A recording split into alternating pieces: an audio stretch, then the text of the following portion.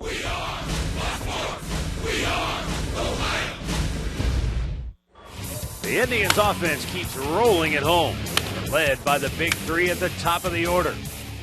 Now the Tribe welcomes the Angels to town in the big two of Mike Trout and Albert Pujols. Trevor Bauer will try to contain the two sluggers and shut down the rest of the Halos order as he fills in for the flu-ridden Danny Salazar. The Indians will try to make it 8 out of 10 at home next on Sports Time Ohio.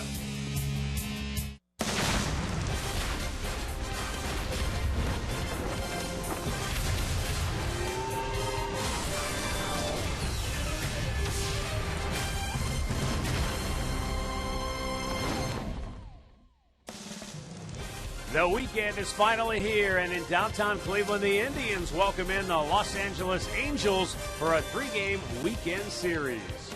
Hi again, everyone. Matt Underwood alongside Rick Manning.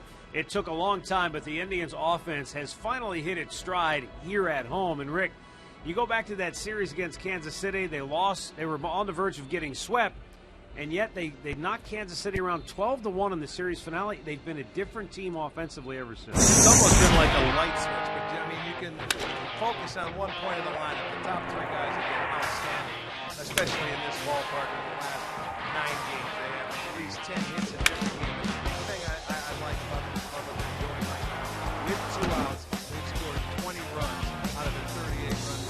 8 games. When you look at the last 9 home games, 10 hits in every game. 7-2 record. When you score 8 runs, these pitchers have, you should win just about every game. I love the average of runners in scoring position. That's where they have struggled. The home runs are not coming. They haven't been big home run balls. There's just been a lot of good hitting with this ball club here.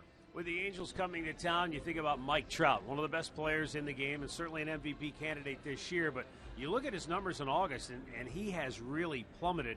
Batting average just 204 after he hit 367 a month ago. His slugging percentage down 554 points. It's like the Dow Jones Industrial. Well, you just wonder, Rick, if he can turn it around in time, he still make a run at the award. Oh, he can, and you still have a month left. You can see he has 33 home runs, has a homer in the last 19 games. But Josh Donaldson, look at those numbers, 34-101. He's done it from day one. Nelson Cruz is having a spectacular year, except Seattle is scuffling. Mark Teixeira has been right there. His average is down for the home run. He hasn't played in about the last week, so that is hurting him. But Prince Fielder, solid all year long. He's been right up there in the league. He had a big turnaround. So one last month is gonna play big.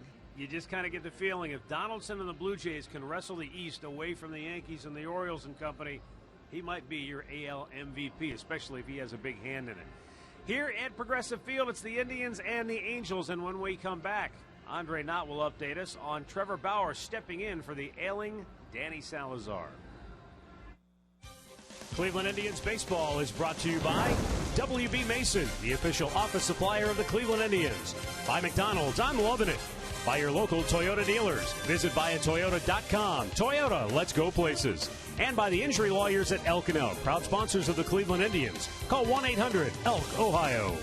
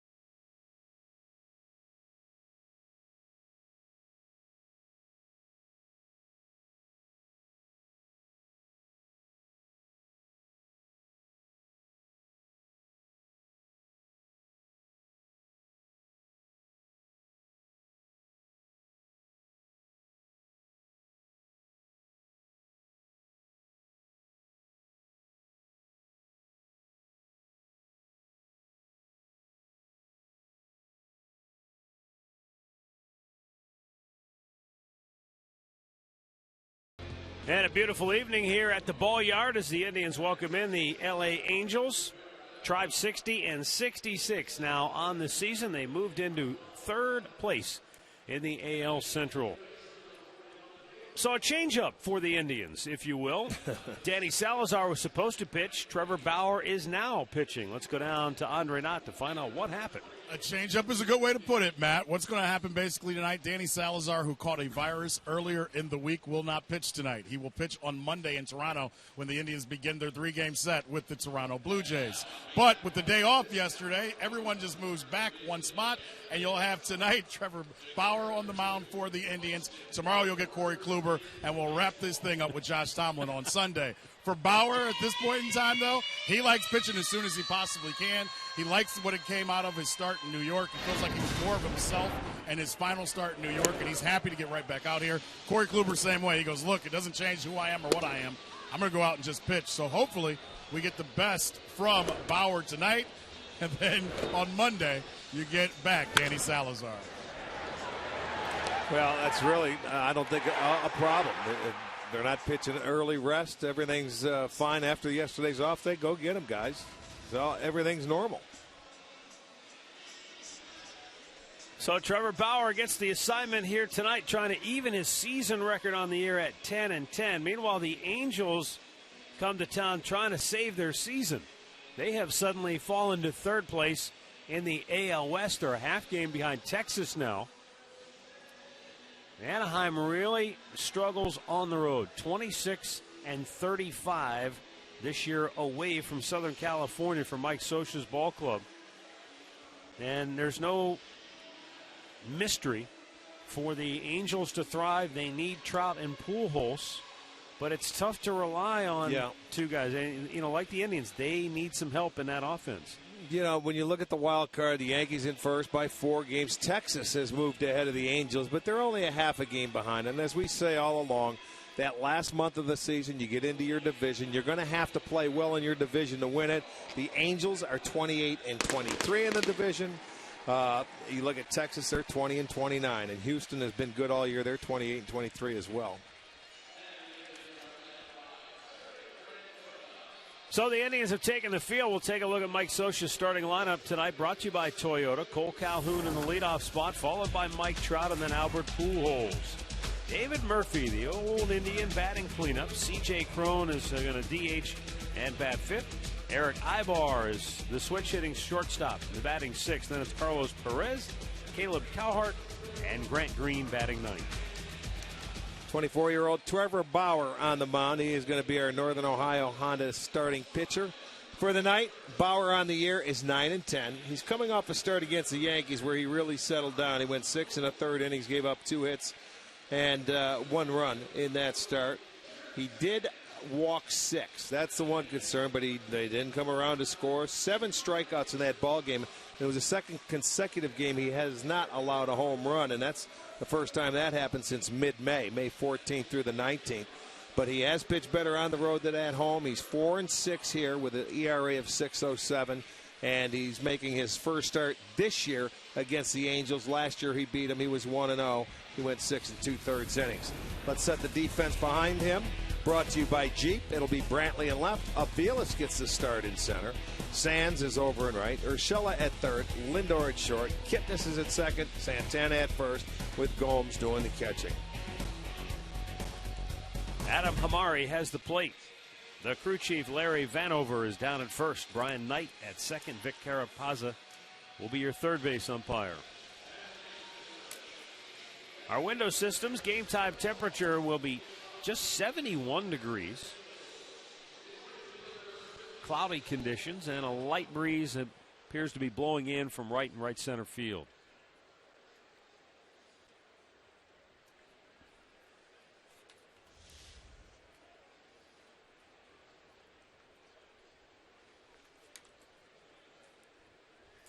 Where were we when we were talking about the wind blowing in here a lot? Because was it New York? Well, we were in Wrigley Field, how they were saying Wrigley, most of right. the year it's blown in there. Right. It just started to become a hitter's park.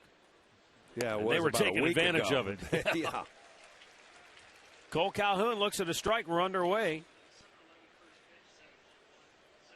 Cole Calhoun, left-handed bat. One of only 4 left-handed batters in the lineup tonight for the Angels. But this guy, you put him in that group of Trout and Pujols as being a guy that makes things happen. 19 homers, 66 RBIs, a good right fielder. He did a little damage to the Indians out there in L.A.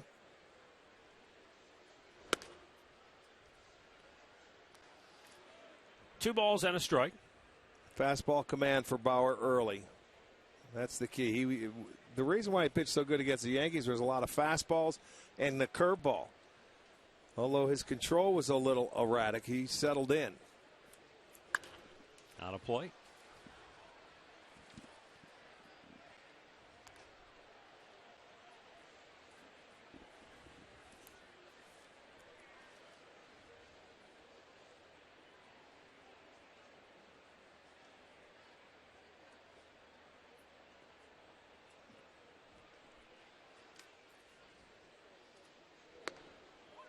Strike 3 called. Bauer punches out Calhoun to start the game. 1 away.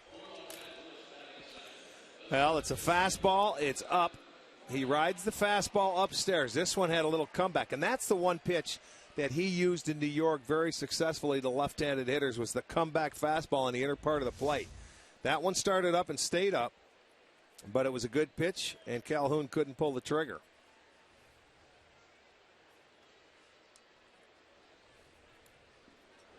Upstairs. Mike Trout batting just .204 in the month of August. This comes after a month of July in which he hit .367.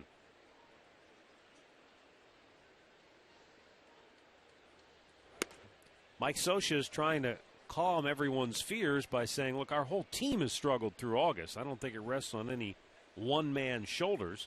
Trout's still having good at-bats. He'll be there for us. Sometimes you're just not as locked in as you are at other times.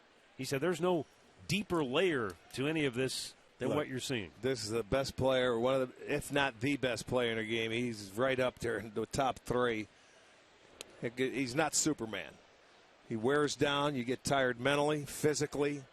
You can see what he did the first half, the second half. It's the dog days of August for some. He'll kick it back into gear in September. I guarantee it. He's too good not to. I think if there's any sort of potential conspiracy theory going on here, it's because Trout suffered an injury. Injured his left wrist diving for a ball in Texas. I remember that. Right about a week before the trading deadline. And then the Angels went out and made those flurry of moves. They got David Murphy. They got David DeJesus. They got, who was the other guy? One more outfielder. Victorino. Shane Victorino. Right. So everybody, I think, assumed, well, this must be worse than they're letting on with Trout. He says, quote, my wrist is fine. Let it go, people. Yeah. This has nothing, my struggles in August, nothing to do with the wrist. He stayed in that game after he dove for that ball and hit a grand slam and had 2 other hits. So it seemed to be fine. Albert Pujols, after the walk to Trout, takes a strike. But you can see where some might draw the conclusion that, oh, he must be hurt if they're making all these trades for all these guys. Right, it's an excuse. He's saying, look, it's fine. Yeah. He's out there every day, and he's going about his business, so believe him. Albert Pujols, 34 home runs, 75 driven in. Takes outside.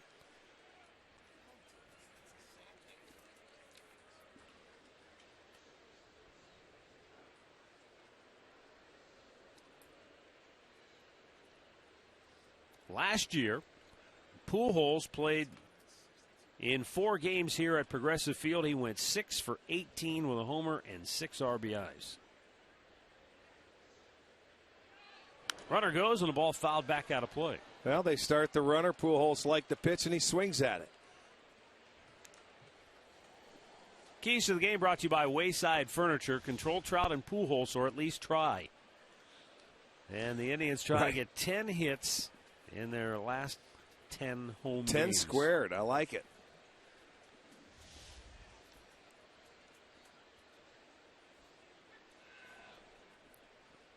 Last 11 games, Albert Pujols has 4 home runs and 9 RBIs. This is a guy that'll give in when he gets the 2 strikes and take a base hit to right field as well. That's why he is so good, the veteran. Oh, he is rung up on a pitch over the outside corner. He doesn't like it, but Adam Hamari raising the right arm and punching out Pujols 2 away. Well, he's shaking his head. Let's take a look at it. This is going to be our Circle K strike. Remember, I told you he was throwing that pitch that comes back in New York to the left-handers? He did it right there to Pujols, and he didn't like it, but that was a pretty good pitch. As that is our Circle K strikeout for tonight. You could see it above the kneecap crossing the plate. It had movement coming back. Well, here's David Murphy, the former Indian.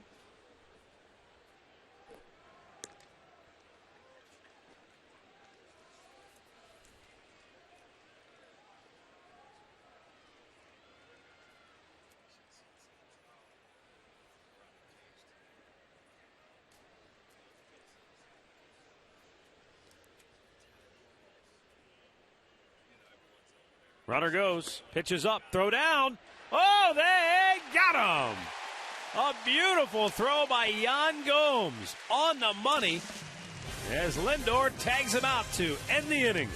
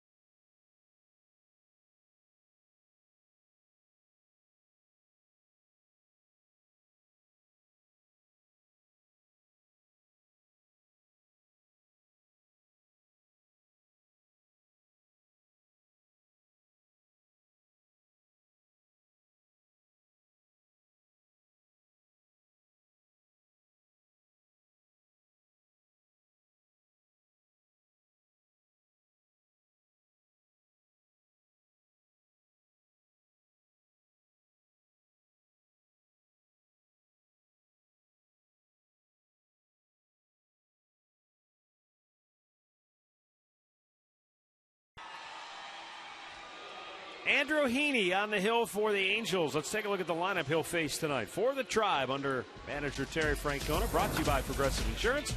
Jason Kipnis leads it all. Then it's Francisco Lindor. Michael Brantley bats third. Santana, Ryan Rayburn batting fifth, DHing. Then Yan Gomes, Jerry Sands, Giovanni Urshela, Mike Aviles in center field batting ninth. Northern Ohio Honda dealer starting pitcher Andrew Heaney is 5-2, a 3.39 ERA. He is making his 12th start for the Angels. First start against the Indians in his career. Entered this year as the #1 ranked Angels prospect, according to Baseball America. So he's coming up, making an impact. He was shelled in his last outing by the Toronto Blue Jays. Only went 3 1/3, gave up 7 hits on 8 runs. In for a strike to Jason Kipnis.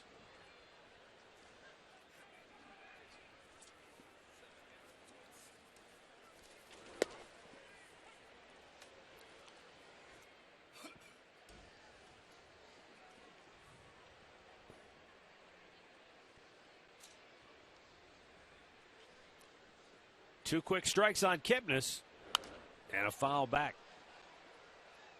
Heaney usually gets off to a quick start. Tom Bochenek says in the first inning of his start so far this year, in the 11 first innings that he has thrown, he hasn't given up a run. And he strikes out Kipnis to start.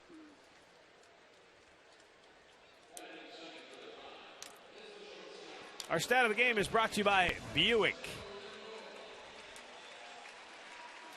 You look at the second base shortstop duo of Jason Kipnis and Francisco Lindor, and their combined batting average is the best in the American League since June 4th.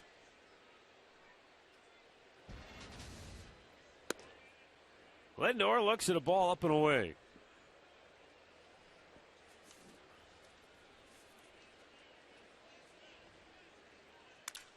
There's a fly ball hit the left. Sounded like it broke his bat, and Murphy able to run it down. Off the end of his bat. It probably did break it. It sounded like it. Let's set the Angels defense for you when we have an opportunity. Brought to you by Jeep. It's Murphy in left. Trout is in center. Calhoun in right. Coward at third. Ibar at short. Green is at second. Pujols at first. Perez doing the catching.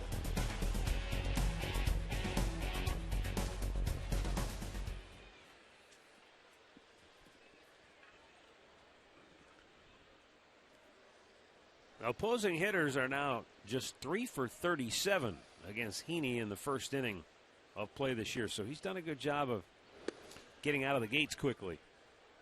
Well, if he's been pitching like he has now, just coming out and throwing strikes, 6 out of the first 7, that certainly helps, especially when you've never faced a team before. They may take a few pitches. They may get a look, see where you're throwing from. Looks like a little cross-handed, too. I mean, it gives you that angle that comes out from near second base. Starts from the first base side of the rubber and actually steps almost to the left-handed hitter. It's going to make it out of play.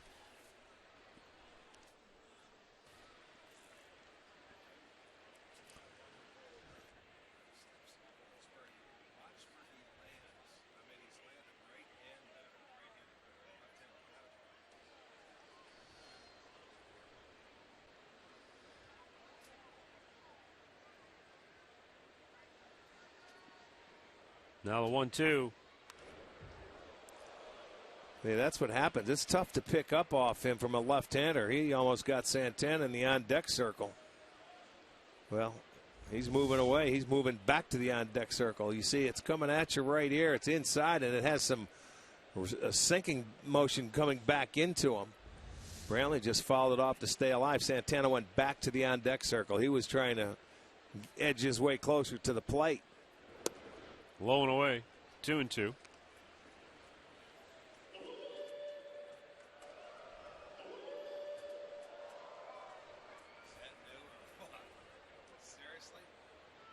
Who's that, Big Al's call?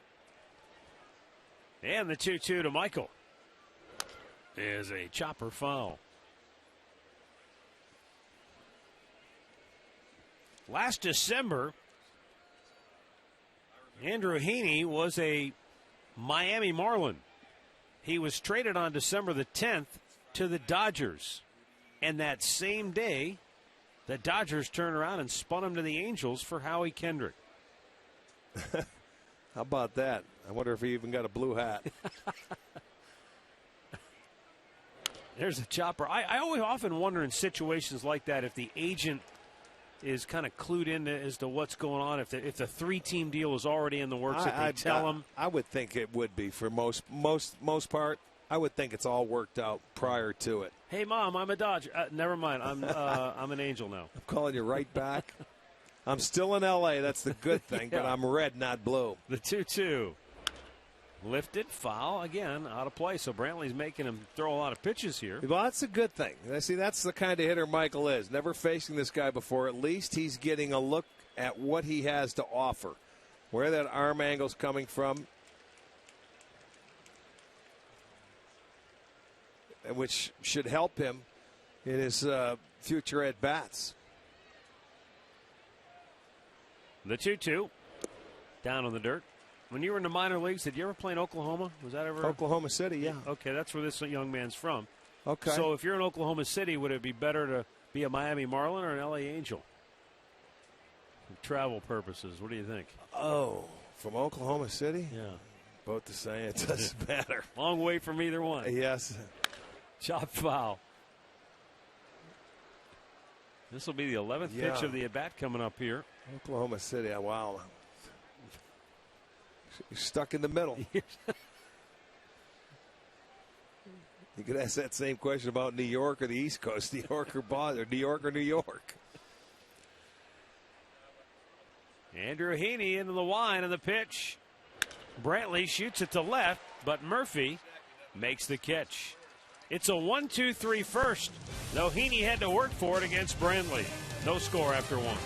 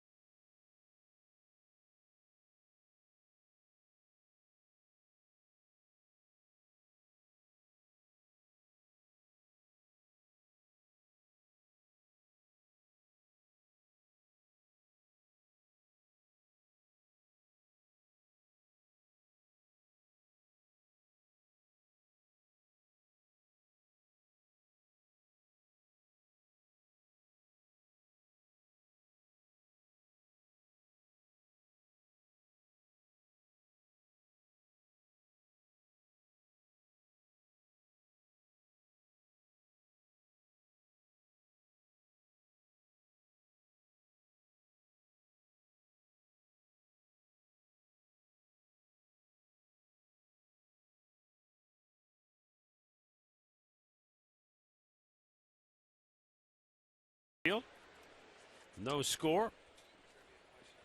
David Murphy will lead it off for the Angels. He was at bat in the first inning when Mike Trout was thrown out trying to steal.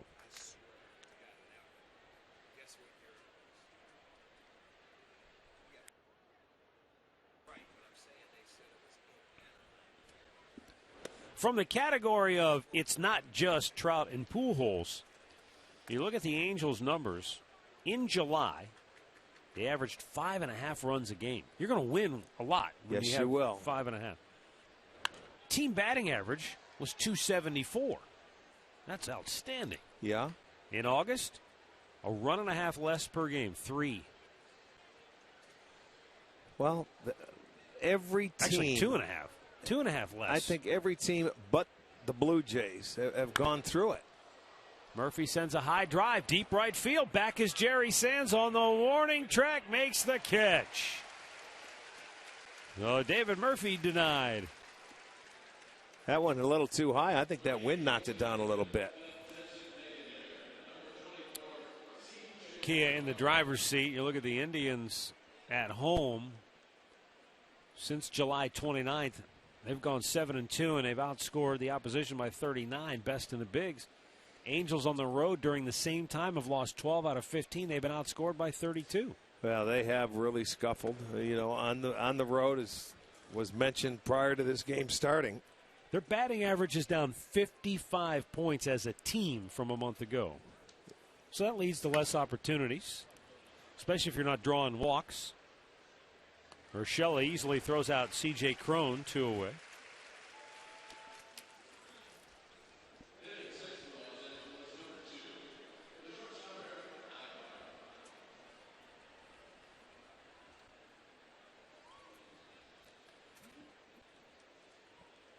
Well, this is a guy too, to me, that's a little bit of a mystery because he puts up pretty decent numbers.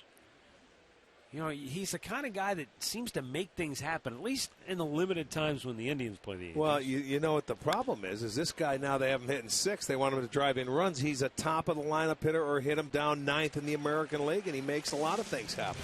Well, on 7 pitches, Trevor Bauer flies through the second inning, no score.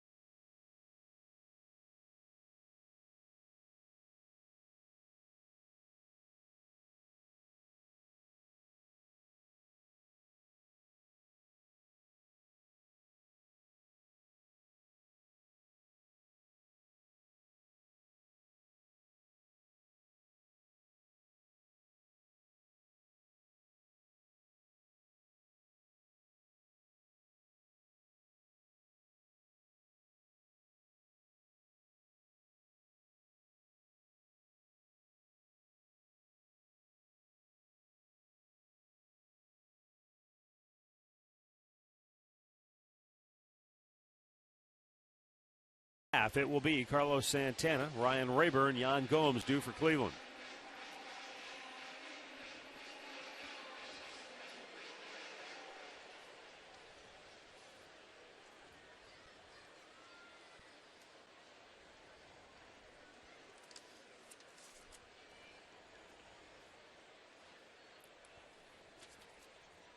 Andrew Heaney's pitch in there for a strike.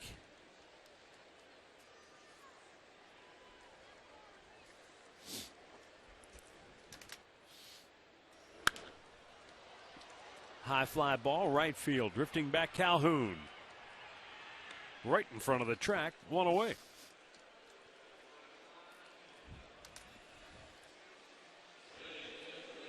Take a look at the injury report brought to you by the injury lawyers at Elk & Elk. A lot of names on the DL for the Angels. Yeah, a couple of those guys were playing when we were out there.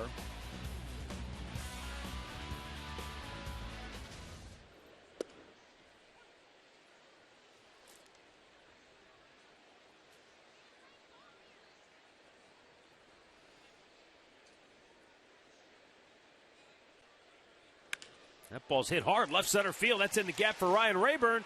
Trout trying to cut it off. He won't. It'll go to the wall, and Rayburn glides into second base with a one-out double. First hit of the night, and it's Ryan Rayburn's 15th two-bagger of the year. Well, they speed up Rayburn's bat. They came back with a changeup. You know, they were playing him over toward right center field, but this changeup you're going to see is not a good pitch, especially if it's located where Heaney threw it. It was pretty much right down the middle, so that enabled Ryan to get the bat head out in front a little bit, hit his 15th double, so a one-out double for Rayburn.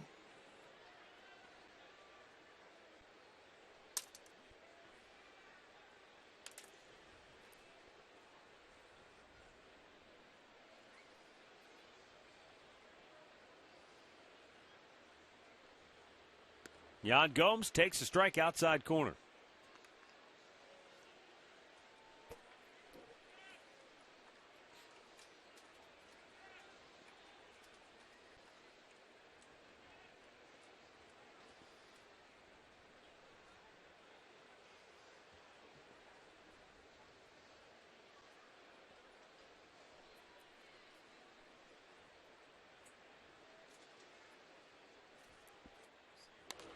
Gomes shoots it out of play.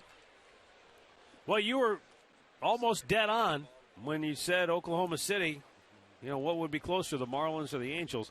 It's 21 and a half hours from Oklahoma City to the Marlins Park, 19 and a half hours to the Angels Park. I'm saying, so you are stuck in the middle without a doubt. Stuck in the middle.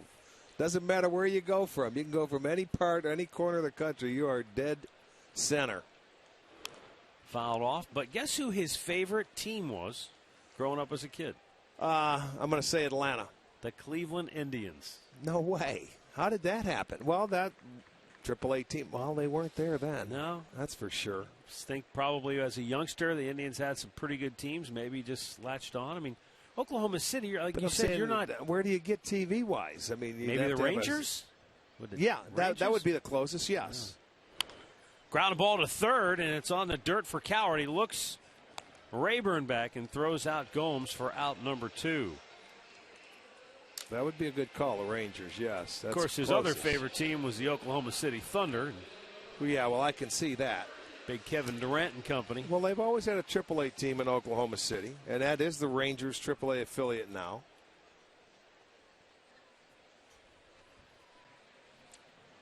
So that's amazing. He was an Indians fan. We'll have to find out later. Jerry Sands with a runner at second and 2 down.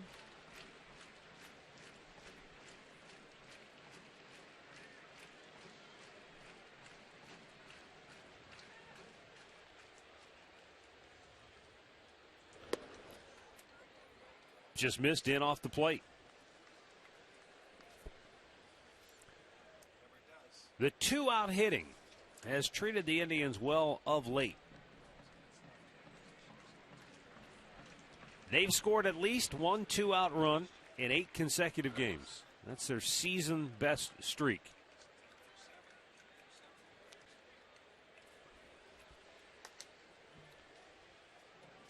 And if they can get a 2-out knock right here to get Rayburn home, a chance to play from in front. And when they score first, especially at home, they're almost unbeatable. It's only happened 15 times, though. Well, imagine that. 15 out of 60 games is the only time they've gotten the lead at home first. That's Sands with a hard hit ground ball, scooped up by Abar, and he throws him out to end the inning.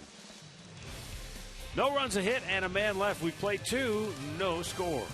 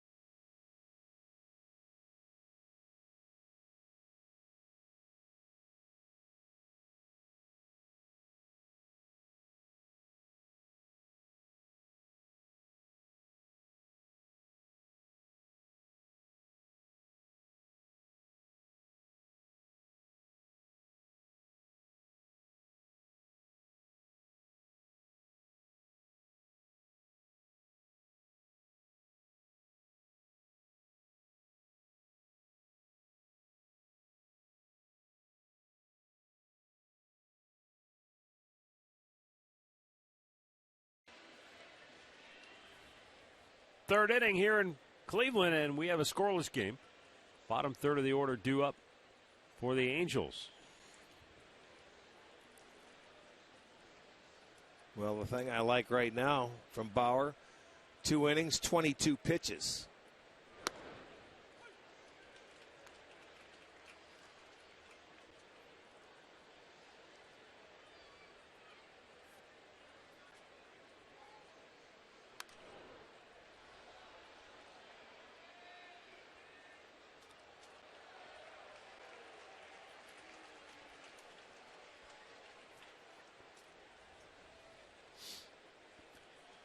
Catcher Carlos Perez takes a breaking ball inside.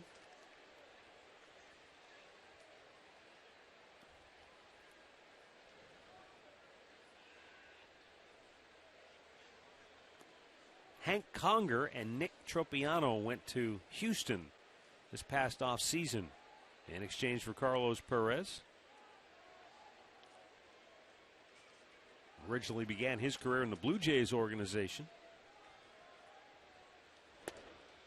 Bauer misses outside, full count.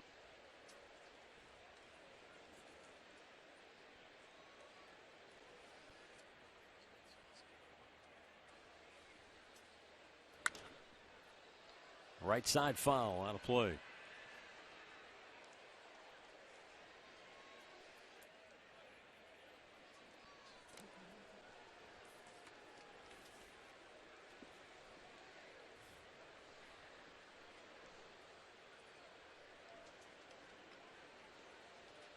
The 3-2 sails high.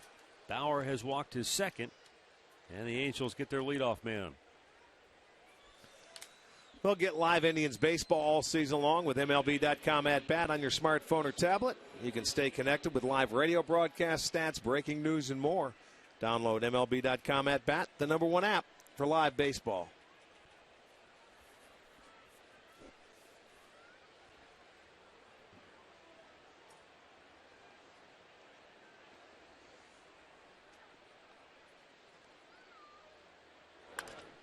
That's out of play.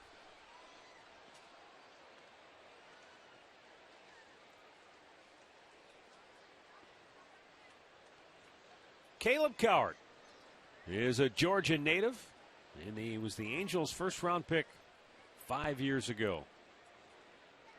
That's the year he was the Gatorade Player of the Year for the state of Georgia.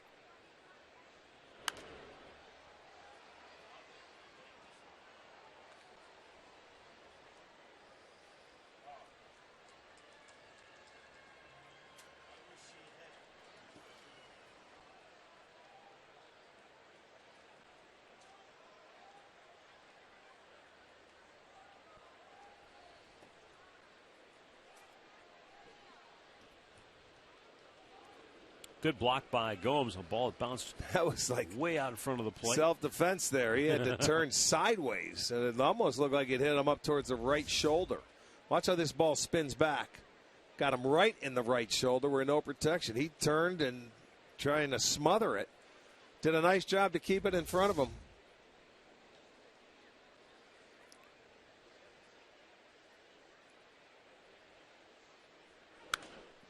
High pop, out of play.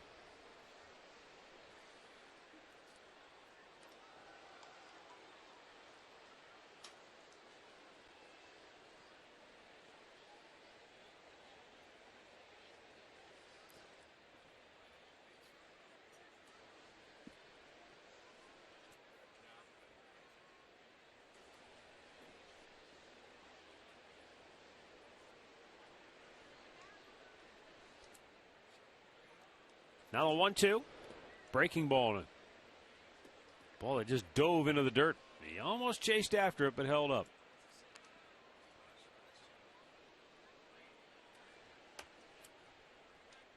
Cowart was a guy who potentially could have been a pitcher coming out of high school. A lot of organizations weren't sure if they were going to draft him as an infielder or a right-handed pitcher. Obviously, the Angels decided his best path to the big leagues would be as a third baseman, which is where he played primarily in high school. And there's another rarity. A guy who has played third base in high school, got drafted, and now he's a third baseman in the big leagues. So many guys get moved around. Yeah, that's true. Swung on and missed. And a good strikeout for Bauer. First out here in the inning.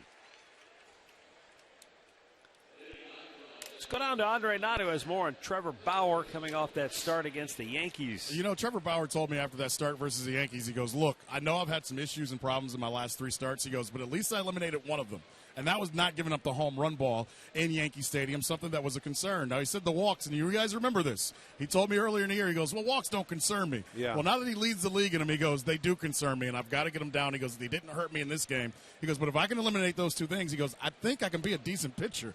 I think finally his confidence is getting back as well, guys. Without question, if he eliminates the walks, he's going to win. He's going to be a much better pitcher. And I would agree with that confidence. He's still 24 years old, and there's a lot to learn. But if he would, like we keep saying, simplify things, he'd be much better, eliminate some of the pitches, and continue to throw strikes. I mean, I like his makeup. And I hope he ends this last month on a very good note, because you want him going into the offseason thinking positive, because the guy, there's no question he's a winner up here. Well, he's just still, look, he's still young. He's not a kid. I understand that. He's a young adult, but he's still learning. He's not going to be polished and perfect when he goes in front of the media after a bad outing. So there are going to be times where he says things that are going to be interpreted as maybe smug or arrogant. But you know what? He's learning. He's figuring all this. He's going through it all for the first time. Too many people think that these guys are like robots. They come out and they're supposed to handle things. Everybody has a different personality. They're from all parts and walks of life, and from so many different countries. It's not easy. It's a very emotional game for young kids. I call them young kids, but I mean young in their major league status. We're all young to you. Yeah. Yeah, I know. Double play ball ends the inning. We'll go to the bottom of the third, no score.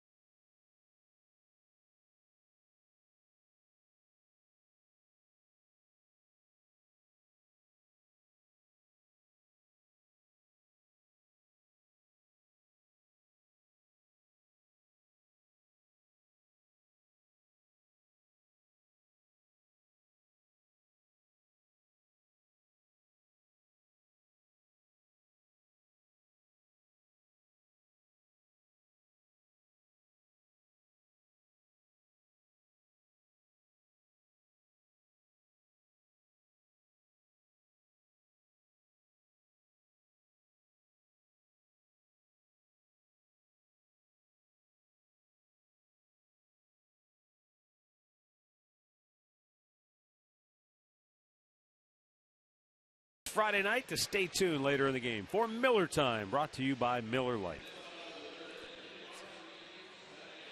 Bottom of the third, it'll be Giovanni Urshela to lead off for Cleveland. Andrew Heaney has allowed just one hit and has struck out one through the first 2 innings for the Angels.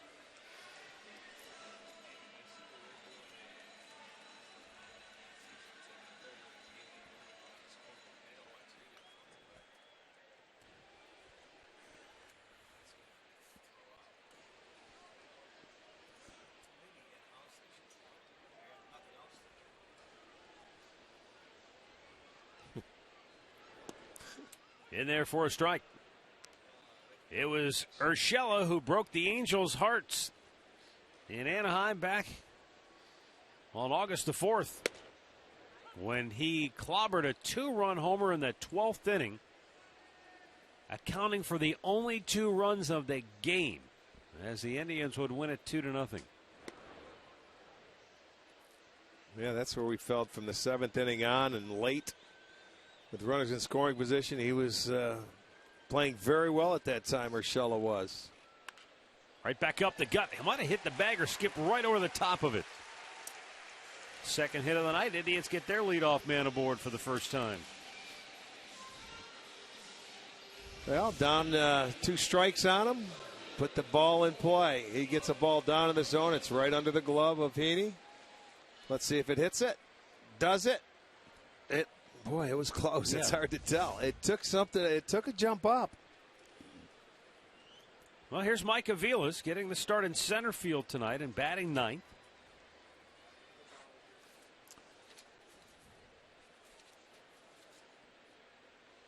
He squared but took the pitch for a strike.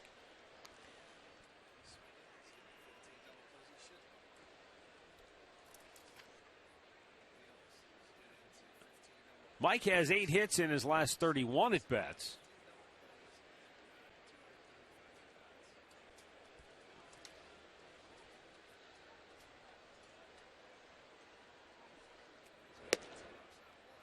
Takes another strike. It's quickly 0-2. Well, the one thing I like about Heaney, he comes out throwing strikes. 27 of his first 34 pitches have been in the zone, so this is the first time through. They're 2 for 8. Aviles being the 9th man to the plate. He will make these guys get a little more aggressive the second time around if he continues to pound the strike zone like he is. Doesn't look overpowering, just maybe a little, different in style from that first base side, slinging it in. Maybe tough to pick up. Maybe it gets on you a little bit.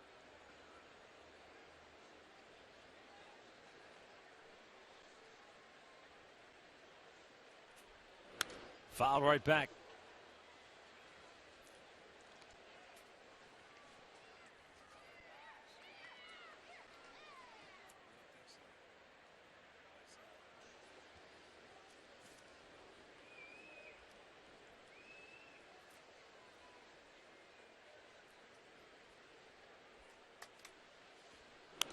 Pop back out of play.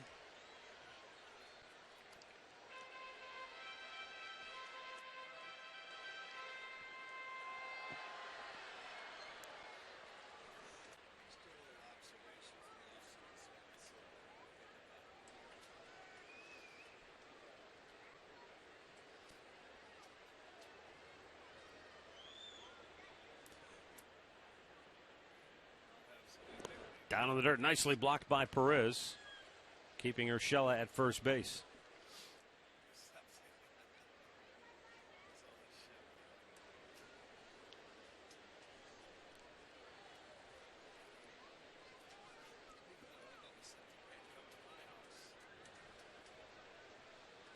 Two balls, 2 strikes with Jason Kipnis waiting on deck.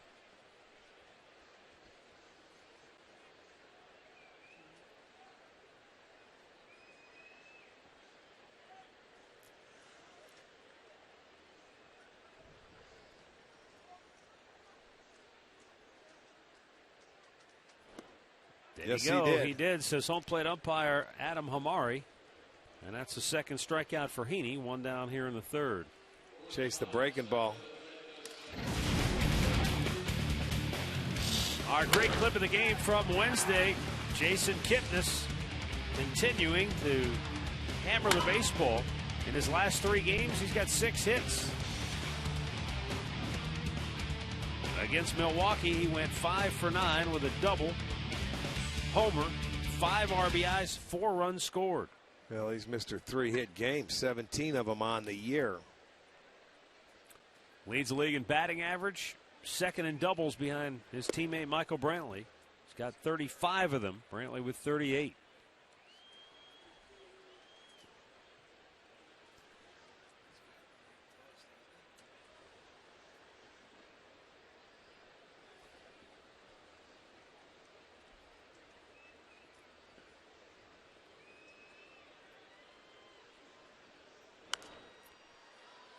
Even though Kipnis is not among the top 10 in walks in the American League, with that batting average of his, he leads the league in on-base percentage at .400. 7 points ahead of Michael Brantley, who's second.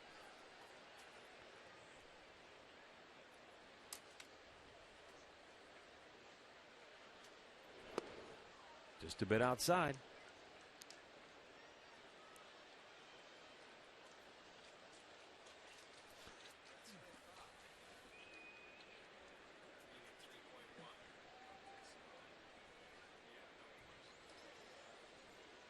Now 1-2. And the off-speed pitch is pulled foul by Jason. Sometimes that off-speed pitch from a left-hander to a left-handed hitter hangs, and it's something you can do some damage with. In Kipnis' case, a ball that he can drive the other way. Sometimes it's nasty, and if you chase out of it, you're walking back to the dugout. But pitches like that, you've got to be able to just stay alive. Well, he did. You're right. I mean, you have to foul off the good breaking ball. Now, see, he went in and chased that one. That was out of the zone. That's hard to do because you get up there and you think you see it and you think you have it, and the next thing you know, it's out of the zone. Looks like he'd be tough to face for a left-handed hitter with that sharp breaking ball. Well, the sharp breaking ball, but also the angle he comes from and picking up the arm slot. I'm sure. Player profile on Andrew Heaney was the 9th overall pick by the Marlins back in 2012.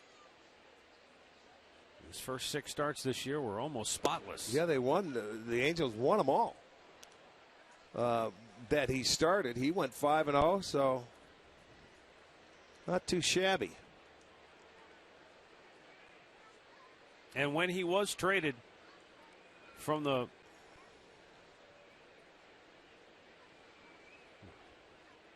where did I say before? Went from the Marlins to the Dodgers. Yeah, Marlins to the Dodgers. He never.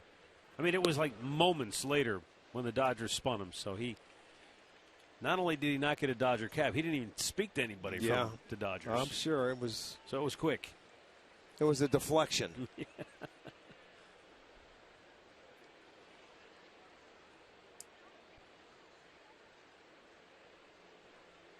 1-1. Missed inside.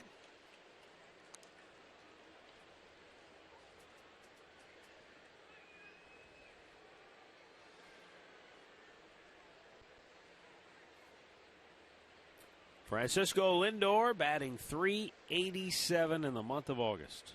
That's some kind of month. 24 games played. He's got 36 hits. Chopped to short. Ibar flips it to second for the inning-ending force. 3 complete. No score in Cleveland.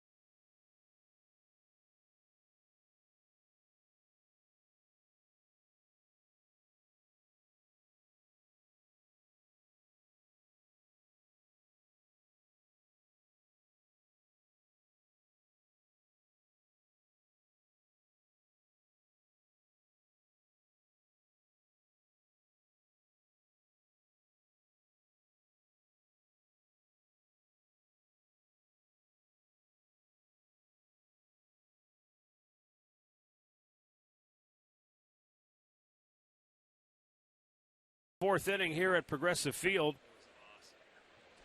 Top of the order for the Angels, Cole Calhoun, Mike Trout, and Albert Pujols to bat. Calhoun called out on strikes. His first time up.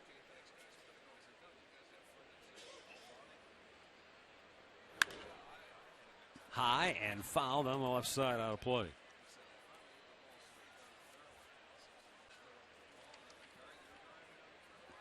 The Angels were a team that seemed to be headed in the right direction going into the All-Star break. They were 48-40. They were in first place in the AL West. The ball's chopped toward the mound, and Bauer with a quick flip for out number one. Then they just came out of the break and blew the doors off Boston, swept them in a 4-game series, including by a score of 11-1 and then 7-3 in a doubleheader sweep, which is rare to do. Then they took on the Minnesota Twins, and the Twins were playing good baseball at that time. They spanked them 7-0 and 5-2. So at that point, they were 54-40, 14 games over 500, a couple of games up in the AL West. And then, for whatever reason, the bottom fell out. Since that time, since that win over the Twins on July the 22nd, Mike Scioscia's club is 11-22.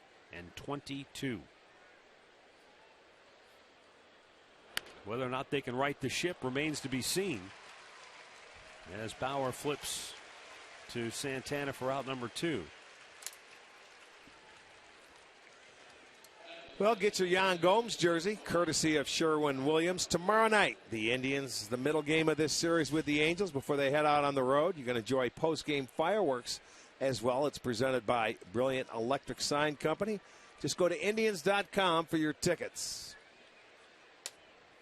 Yes, 2 more road trips to go. Another 10-gamer. We leave after Sunday. We come home and then have the longest homestand of the year for the Indians this year. An 11-game, 12-day homestand. Pujols with a drive to center field. Back goes Aviles. He won't get it. Short hops the wall. First hit of the night is a double to center field for Albert Pujols. Well, I'll tell you what. I mean, that ball was smoked. And I know Aviles is not a center fielder. But, you know, this ball, it got over his head in a hurry. You could see it stayed up. Even a good center fielder would have had a tough time running this one down, but it stayed in the park. And look at his route. He had to readjust it a couple of times to get back. But it's over his head. It's a 2-out double. So see if Trevor Bauer can come back and keep him stranded. David Murphy, fly to deep right, his only time up. And a fastball right down Broadway for strike one.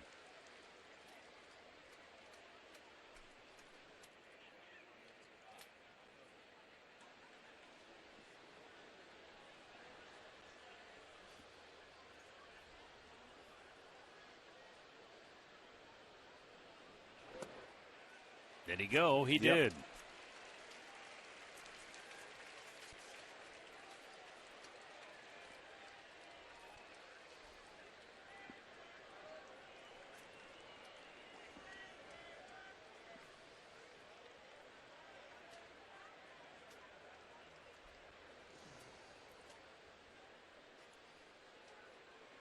Swung on and missed. He strikes him out. Big K for Bauer, his 4th of the night. With Pujols in scoring position, the Angels still cannot get a big hit in the clutch.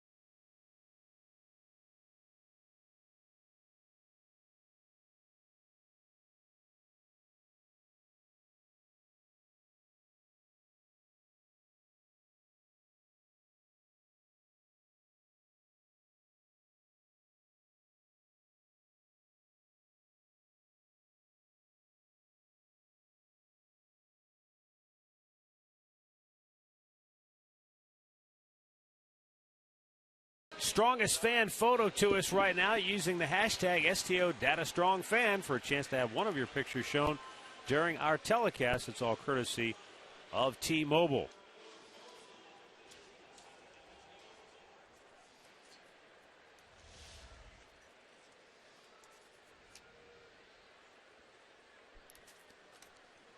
See if the offense makes a little change this time through. So far, Haney has 9 of 11 first pitch strikes. The Indians have yet to swing at a first pitch.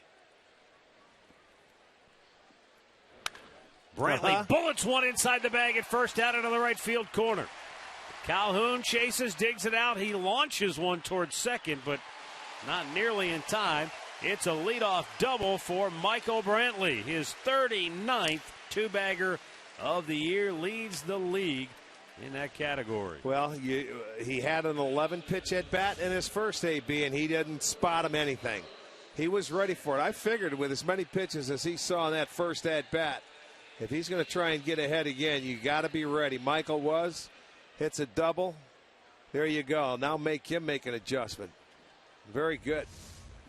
See Brantley on the year, 39 doubles. Right behind him, his teammate Jason Kipnis. Morales with Kansas City with 35. Josh Donaldson right behind them. Carlos Santana fly to right, his only time up.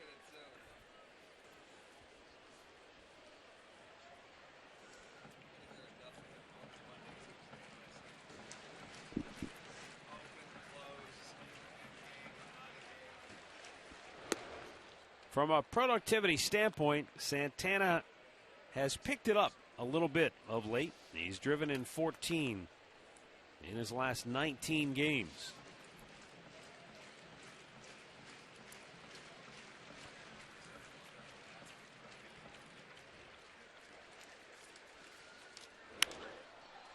But this is not going to get it done here. A little pop-up, shallow center.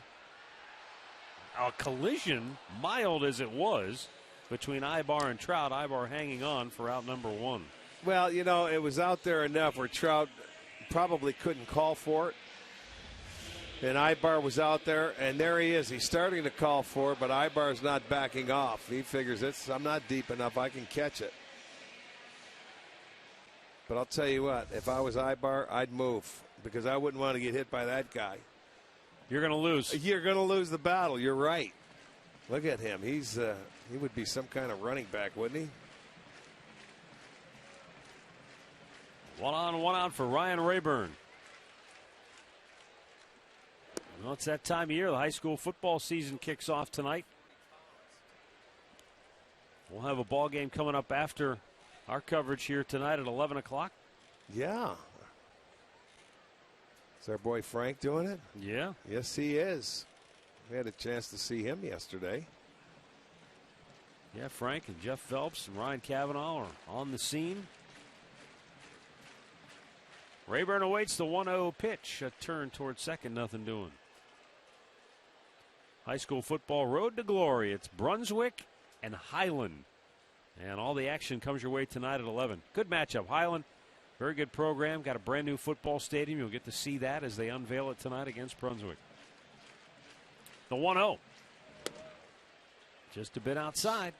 2 balls, no strikes.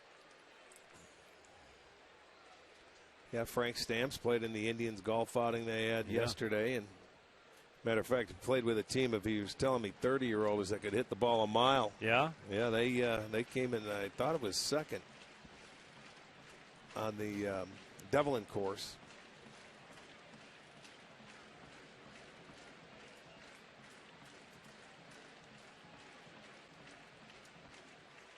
The 2-0 pitch. Out of play.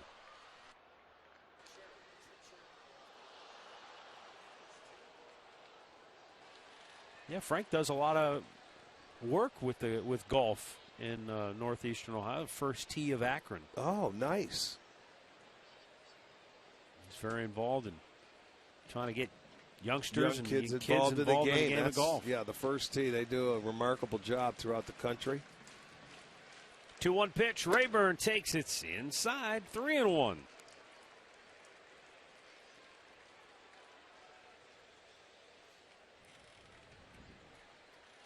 Remember that Rayburn hit the changeup his first at bat for the double in the first hit for the Indians in this game back in the second inning.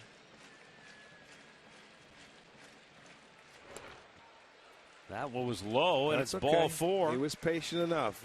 First base was open. He didn't chase. 2 on, 1 out. Jan Gomes coming up. We step aside for a Mazda game break. Here's Al Pulaski. Hey, man, Rick, big first inning tonight for the Yankees down in Atlanta. They scored 5 runs, including this 3-run homer by Didi Gregorius, his 7th of the season. Braves scored 2 in the bottom half. 5-2 Yankees, second inning in Atlanta, guys. All right, thanks a lot, Al. A little World Series reunion there. What was that, 1996? Braves and the Dodgers? Yankees? Or Braves and the Yankees? High pop, center field, Trout. Makes the catch. I don't think so. He is going to try it. Brantley's going to try. It's cut off. They go to second. They don't get the out there. I like what Rayburn did right there. He just kept right on going. Now, there's 2 down in the inning, but it was an interesting decision by Ibar. I thought they had a better shot maybe at trying to get You know what? Brantley. I think it was a little offline. That's why he cut it. You know what? He was going to get straight in line with third base, and then if it's to his left or right, he'll cut it. It's okay, but Trout's got to hit his cutoff, man. It was a little shallow. You see him go out towards shortstop? Yeah, you're right. So he was a little offline, tried to pick it and throw it to second base, but it was a good job by Rayburn to follow. See, I think Ibar should have been a little farther out to center field where he could have cut it a little further out because that ball short hopped him. Well, he's got it. You would think he would know Mike Trout's arm strength by now. Yeah, that's true. He does. You know. I agree. Well, let's see if Jerry Sands can deliver a 2-out hit. He had a chance his first time up, grounded out. He hit it sharply, but he hit it right at Ibar to end that inning with a runner at second base. This was the hit that the Indians were dying for early in the season. Yeah, could not get one to save their life. Lately, this is the one that's the catalyst. Yes, 2 outs. They've scored over 50% of their runs. 20 out of their last 38 runs have scored with the 2-out hit. And you know, sometimes you just relax a little bit and you don't press because everybody has a little better confidence going. There's sometimes, and every team goes through it, where they can't buy a hit with runners on base and they can't get a hit with 2 outs. It just happens. It's all part of baseball. Yep. Sounded like a foul tip to Larry me. Vanover says he did not go, and it's 2-1. I thought I heard a foul tip. Listen to this. No? No. Am I hearing things? I think he just maybe didn't catch it clean. It might have Maybe tipped tipped. Okay. Yeah. Okay. Hit to third. Cowart sets and throws, and the inning is over. No runs, a hit, 2 men left. We've played 4. Still no score in Cleveland.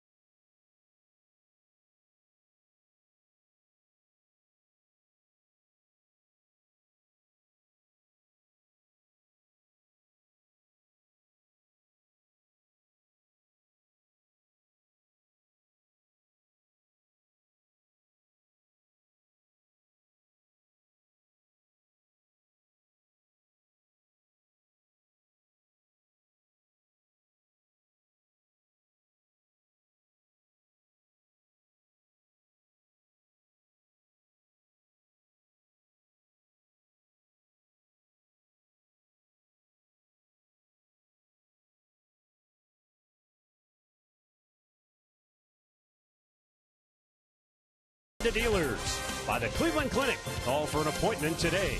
And by the game-changing all-new Ford F-150. The future is tough.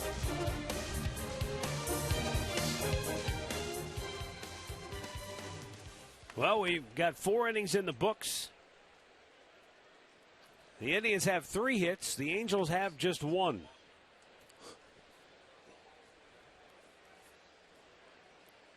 C.J. Cron, a ground out his only time up.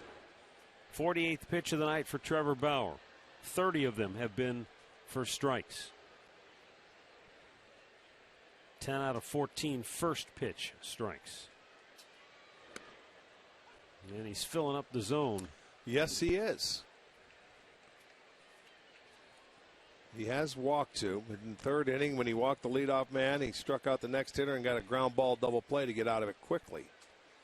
Would you say, in your experience, that if you're facing a lineup that's having some troubles, some offensive struggles, more aggressive, you want to be aggressive, more don't you? aggressive, absolutely. Yes. And the way they're swinging it right now, they're not hitting. Yes, you want to be aggressive because when you get ahead, you can expand the strike zone. Now, there was a 2-1 pitch, so he wanted to throw a strike there, but he hung him a breaking ball.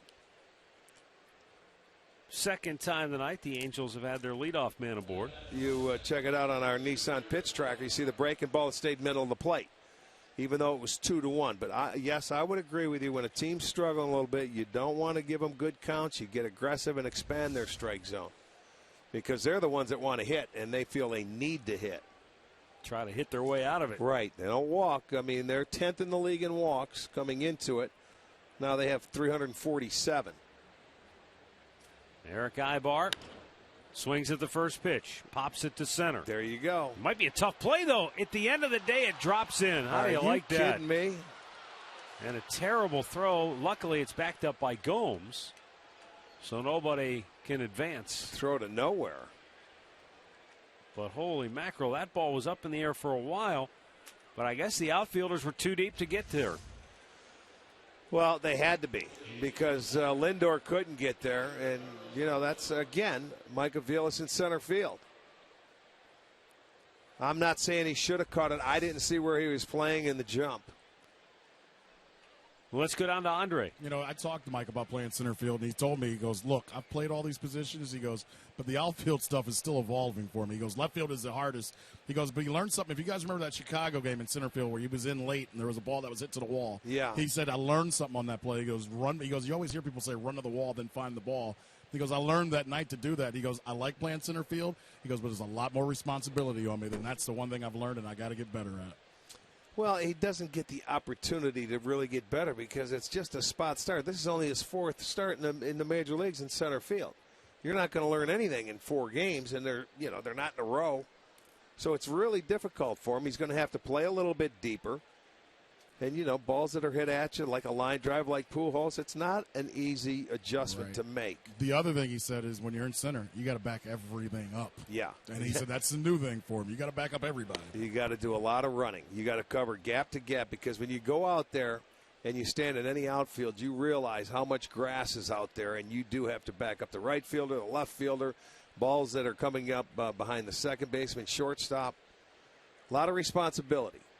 There's Abraham Almonte, who's been the primary center fielder and who had hit in 3 straight games coming into tonight.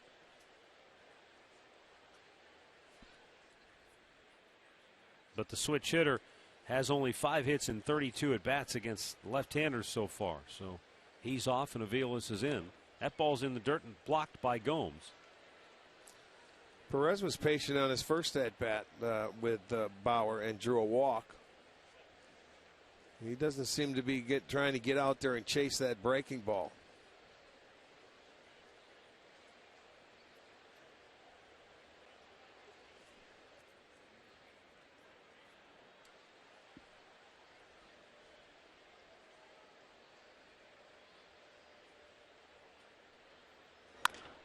Chopped to short, could be 2. Lindor to Kipnis on the first double play, and I mean Kipnis got blown up by Eric Ibar. He appears to be okay, but that was a pretty good collision at second base. We'll get another look here. There are 2 down and a runner at third now. Well, there's a middle infielder going after another middle infielder to try and take the feet out. A really short flip, and that's a good clean slide by Ibar. I'm just happy Jason got his legs in the air. If that left leg is planted when Ibar gets into him, that could have been ugly. Yeah, well, he got rid of it.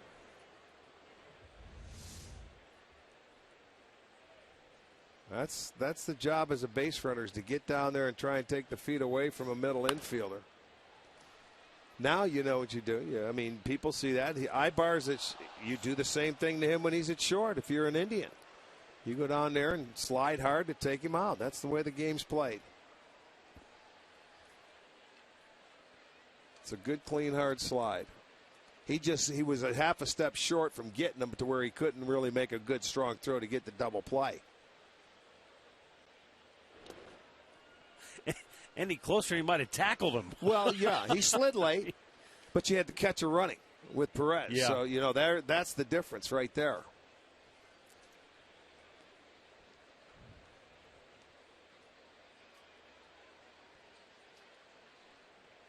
Now Caleb Cowart, the batter, struck out his only time up. And a foul right back. Cowart 3 for 27. And this opportunity with the Angels.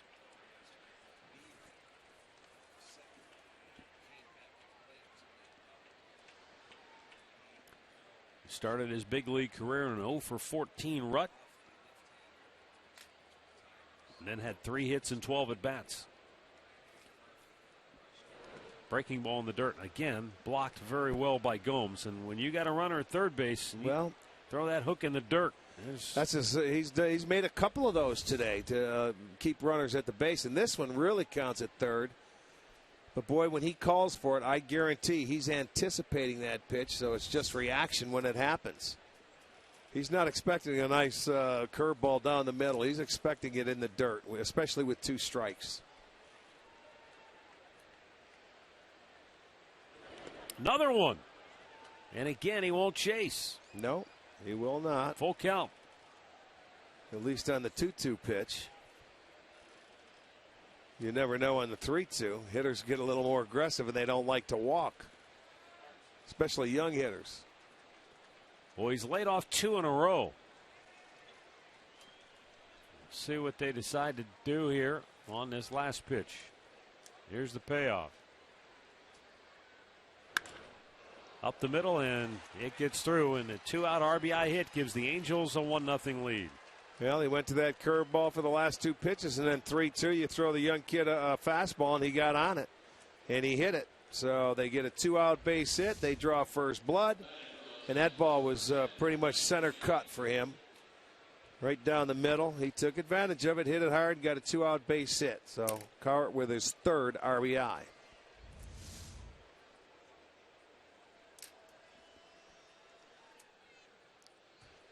Up comes Grant Green.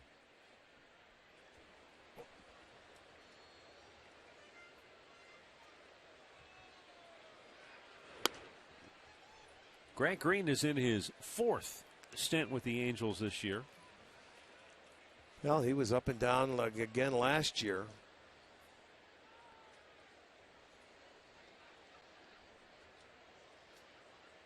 With the injuries they've had, they really do need a second baseman. They traded Howie Kendrick to the Dodgers, as you mentioned earlier in the ball game, but they really don't have anybody to replace him. Johnny Giavotella was playing over there, and he was a former Kansas City Royal, but defensively not a very good second baseman. His range is limited.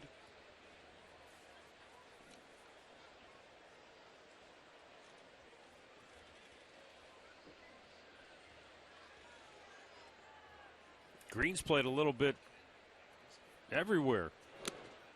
He's played a game in the outfield. He's played a game at shortstop. Played a game 7 games at second base. Played 5 games at first base.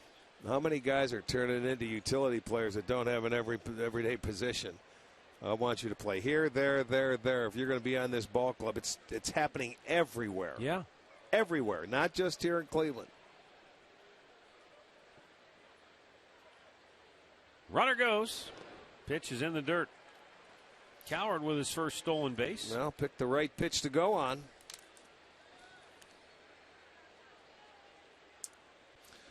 Big breaking ball in the dirt. Nothing Gomes could do about it. So he gets himself in scoring position.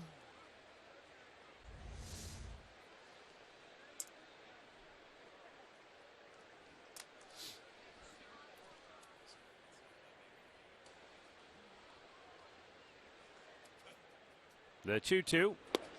Strike three call. Low heater. Bottom of the zone. Ends the inning. But a big 2-out RBI hit for Caleb Cowart puts the Angels in front 1-0.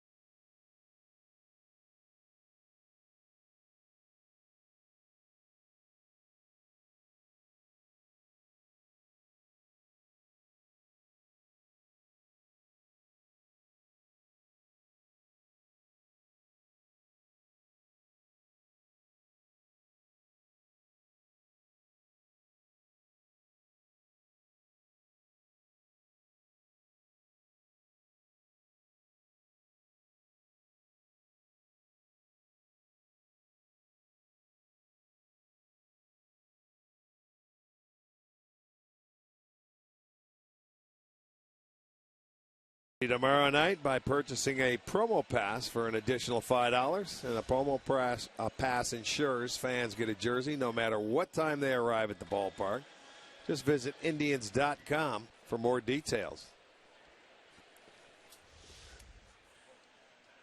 All right, so we go to the bottom of the fifth with the Indians looking for some offensive action. They have 3 hits.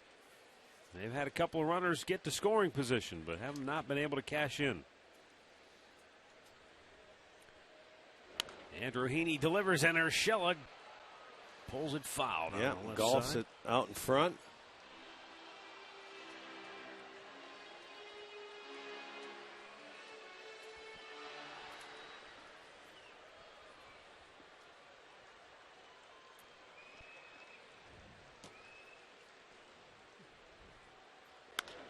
And there's a smash to short. Wow. Oh, what a pick by Ibar, and he throws him out. That's a big league play right there. He went to his backhand side, and I mean picked it cleanly. That ball had hit very well by Urshela. Watch him go to his backhand side to a knee and just stayed right with it. Comes up in a strong throw. Good play to retire Urshela.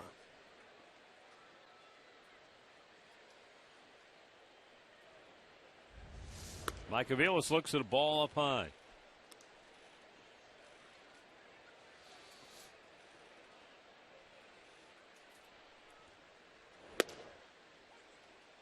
And takes a strike.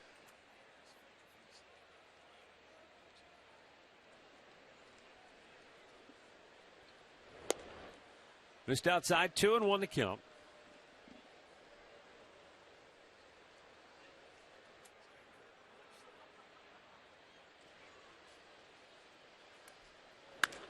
And a smash to center field, and it's going to drop in for a hit.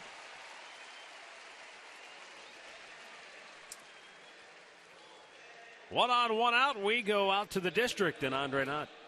Hey guys, this is Molly, a student at John Carroll who won the Sports Time Ohio Patio Fan of the Game. She won earlier today. She's out here in the district. Great place to be. Don't forget, your first beer is on us if you buy a ticket at $13. Molly's having a great time. Go to Indians.com. There's plenty of time still to come out here and have a wonderful time here in the district, in the corner. I'll talk to you guys in the ninth. What do you mean? What are you going to do between now and then? I don't think he's coming out. He's going to be stuck in the corner. He should be in the corner. Go stand in the corner, young man. Wearing a hat. Okay. Oh, gladly. All right, 1 on, 1 out. Jason Kipnis trying to deliver. He's 0 for 2. He has struck out both times up.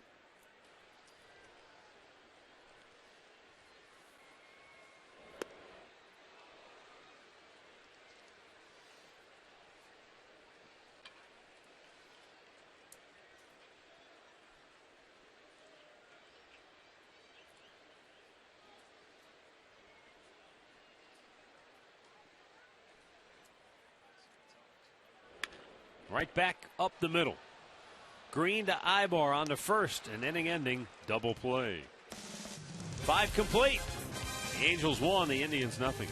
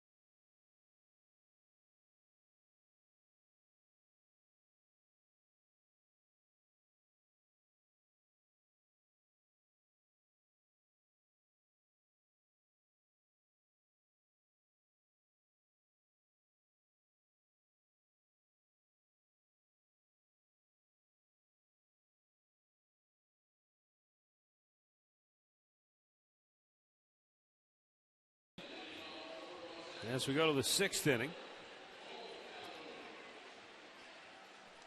Top of the order due up for the Halos. Cole Calhoun, Mike Trout, and Albert Pujols.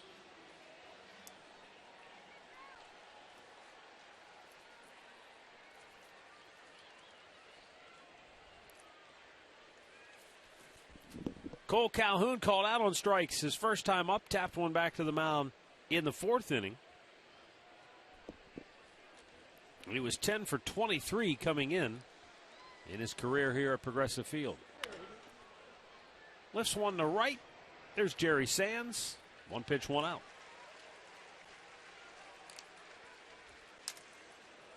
Well, KeyBank Kids tickets start at just $15 for kids 12 and under with the purchase of an adult ticket. Kids tickets are located on the new family deck here at Progressive Field. Just log on to Indians.com and get your tickets today.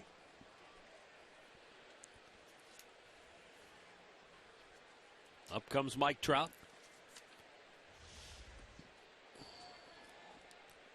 Walked his first time up, a comebacker to the mound.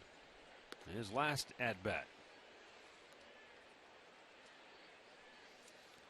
Well, that first time through the lineup, Trevor Bauer, 38 pitches. Second time, 29. So he improved on that.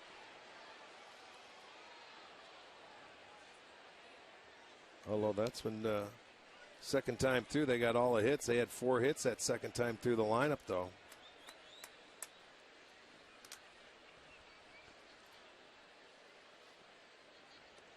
For his part, Mike Trout said his offensive struggles this month can be traced to his front side flying open. He said, my swing's been getting a little long, trying to do a little too much, and he said you can't hit when your front side goes. Yeah. So he said, I'm trying to get my front foot down a little quicker. That usually is the case. A lot of times when you have the leg kick. But you know how it is, Rick, when you're in It's a kind of a timing funk. thing. Yeah. He said, some days I feel good, some days I don't. Well, when this guy's swinging it right, the ball explodes off his bat. He's an excellent low ball hitter. You know, he used to be last year susceptible to the high fastball where he'd chase and swing through like most hitters.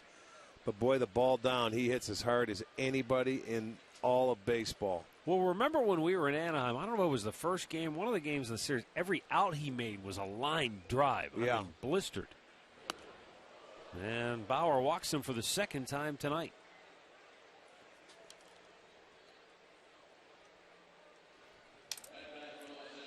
Our in-game recap brought to you by your Toyota dealers. This will be quick. 2-out RBI single by Caleb Cowart in the 5th. The only run of the night. That came after Carlos Perez had hit into a double play, leaving a runner at third with 2 outs. But that's been it to this point. Albert Pujols now doubled the deep center his last time up.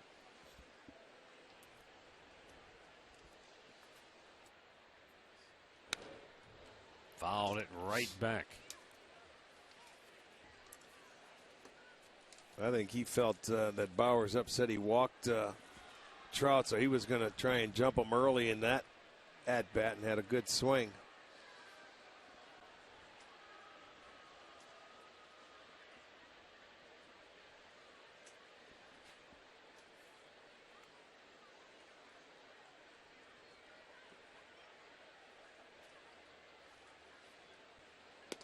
Good pitch. Really good pitch.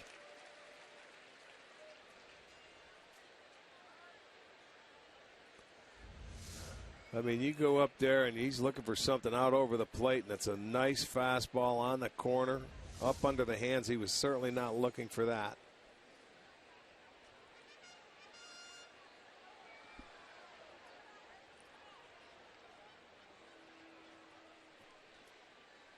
This is where I said a lot of times when you get to 2 strikes, Pujols will give in and try and shoot to that hole. I remember we had 3 guys on the left side of the infield out in L.A., and he beat the shift a couple of times by just taking the base hit the other way. This guy is a wonder with the kind of career that he has had. He has more walks than strikeouts by over 250 in his career. And you're talking about a power hitter. He can hit for average, and the numbers that he has put up in his career, there's only so few people that have done that of his caliber. You know, the guys that can hit the ball out of the ballpark. He needs 1 home run to give him 35 for the 10th time in his 15-year career. And that would put him in a very select group. Willie Mays did it in his first 10 seasons. He was 10 for 10 right out of the gate. How good was Willie Mays? Huh? That's how good is he? And then Mike Schmidt only took him 11 seasons to do it. But Albert Pujols has been a machine.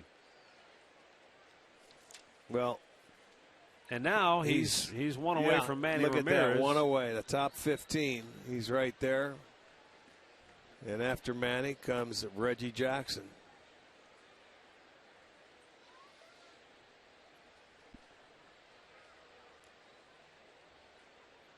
One-two pitch.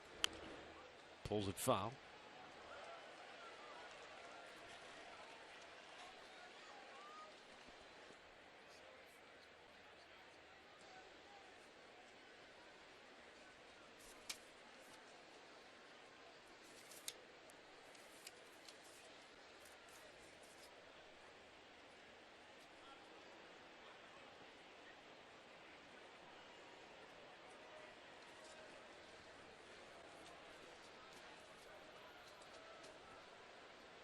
Now the 1-2 pitch is a smash to short.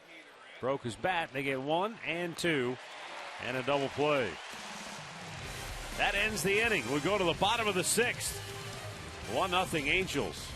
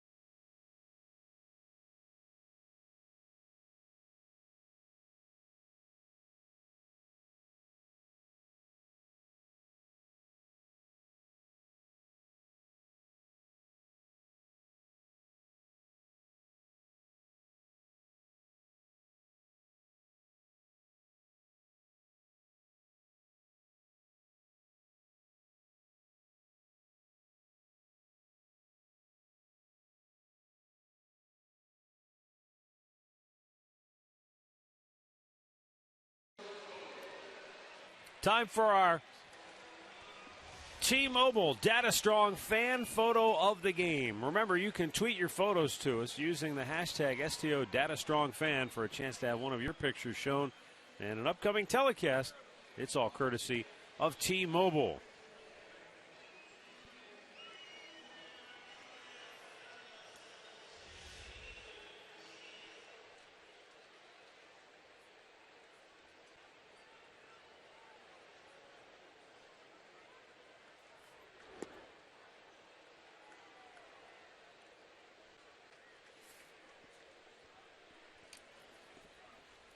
Lindor trying to get something started there. He's 0 for 2 on the night. Flied out in the first, bounced into an inning-ending fielder's choice in the third. Now he smokes one down the left field line. This is extra bases. David Murphy over to dig it out. And Lindor rolls into second base with the Indians' third double of the ball game. Second time they've had a leadoff double. Yeah, and that's the third time they've had their leadoff man aboard tonight, so we'll see if they can take advantage of it. He comes back, and it's a nice breaking ball. Kept his hands back beautifully to just stay back. That's a good swing. That breaking ball was down. It was probably below the strike zone, but, boy, he stayed back on it, shot it down into the corner. That's double number 12 for Lindor. So Brantley going to be looking on his 7-game hitting streak. Look at that, 538, 14 for 26. Brantley going to be looking for something to pull here. Yeah, and it'd be interesting to see what happens here. Heaney has pitched well. Third time through the lineup so far this year. Batting average against goes up to 292. Right. And Brantley spins out of the way. That was a good pitch. You know, Michael's looking for something he can pull, maybe looking away for a breaking ball, but he threw him the cheddar up. Line to left to end the first. He doubled to right field in the fourth.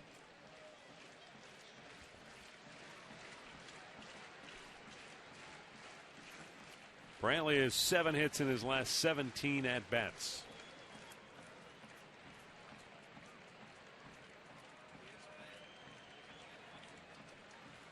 Tying run, scoring position.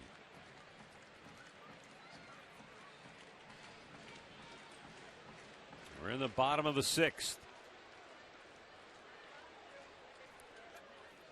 And Heaney down and in, misses one and make it 2-0.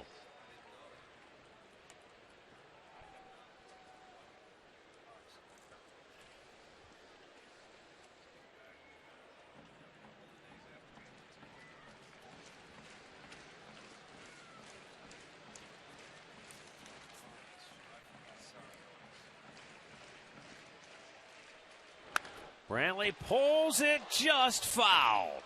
Well, and Larry Vanover had as good a look at it as anyone in the park because it was right under his nose. That's the perfect pitch for Brantley right there because he can pull it. He can get his job done. He hit it hard enough. He was just a hair too quick on it. And it was a foul ball. So that's not a pitch that I don't think Heaney will throw him there again. Because if he does, he's going to get hurt with it. And the 2-2 is in the air. Left center field. Murphy going to make the grab and left for out number 1. Well, enjoy the new family deck here and expanded kids clubhouse at Kids KeyBank Fun Day. That'll be Sunday. You can run the bases after the ball game. Visit Indians.com for the complete details. Well, second straight time the Indians had that leadoff double, and the next guy up doesn't get him over. Santana couldn't get Brantley over in the 4th. Brantley can't get Lindor over here in the 6th. Santana 0 for 2 on the night.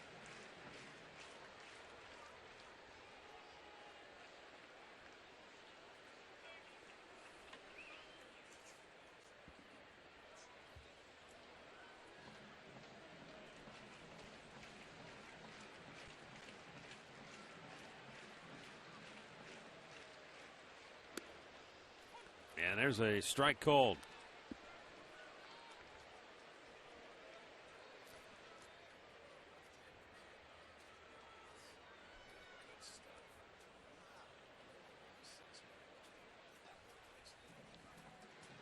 Heaney has only walked 1. That was a free pass to Rayburn in the 4th inning. He's been aggressive. And it has served him well to this point. 80th pitch of the night.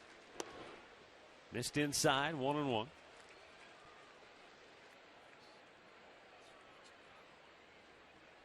Santana 4th in the league in pitches per plate appearance. Averaging almost 4.3.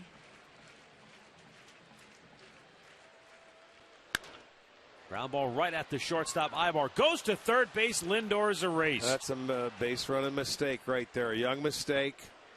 He got too aggressive trying to score. You don't go to third base when the ball's hit to that side of the infield. It's a young mistake, but it's one that has been repeatedly made by Lindor. I mean, Terry Francona said the other day, look, he's played great. He's swinging the bat well, plays great defense, but he said he keeps running the bases like his hair's on fire. Well, he's going to learn that at the big leagues, they make the plays up here. You're not that fast where you can outrun them. These guys are too good out here with the glove, and it's that way. It's in a 1-0 ball game. It sticks out. And I'll tell you what, the Indians' base running is stuck out. They've been poor with their base running as a ball club. They have not run the bases well. Well, with 2 down and a runner at first base, Ryan Rayburn, who has doubled and walked, is the hitter.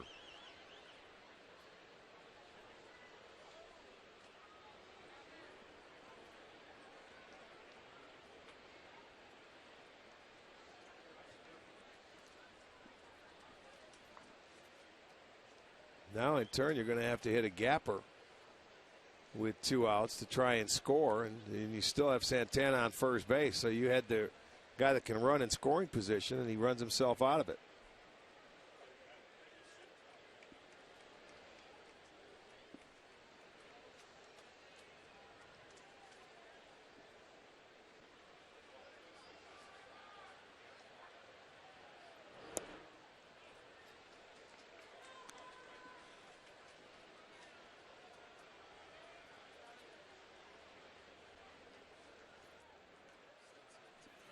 One ball, one strike.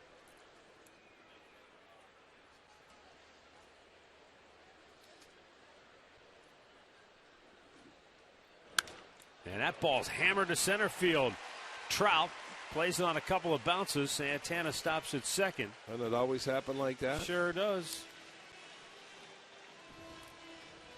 Well, Andre apparently has made it back from the district already. I'm attached to you guys more than you know. I couldn't leave you guys, and I need you with me if we're going to experience the corner.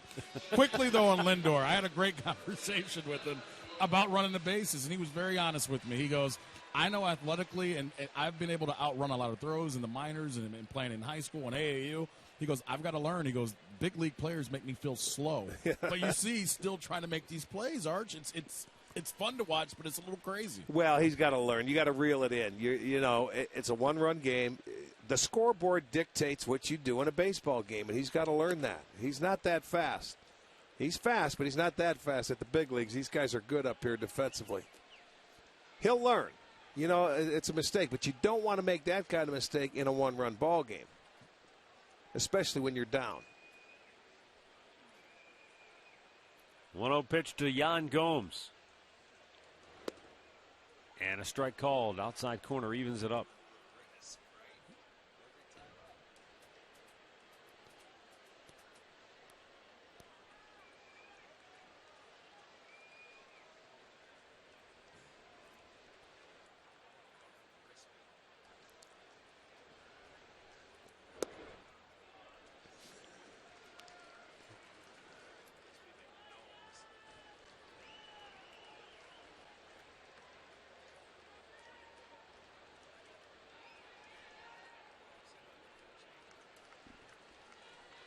Lindor hoping Yan Gomes can pick him up with a 2-out base hit here.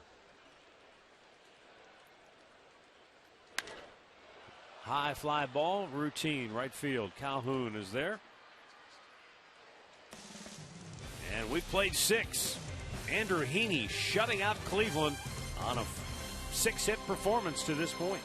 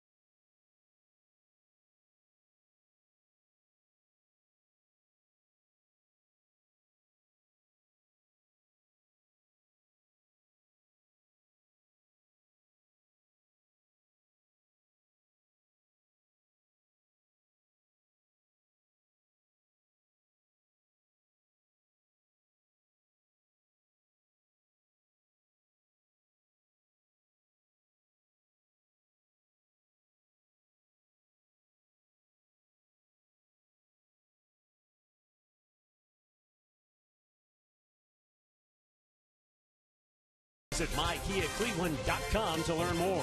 My Live-In Mattress, located in all Live-In furniture and freestanding locations.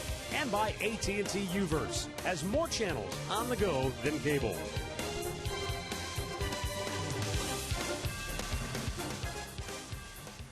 Trevor Bauer goes to work here in the 7th inning with the Angels leading the Indians 1-0.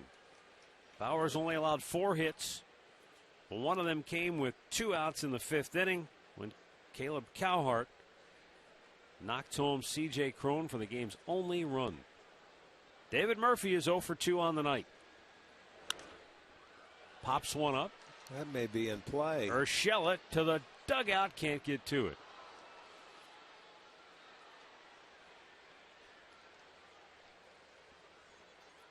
Murphy flied out to deep right in the 2nd and struck out to end the 4th inning.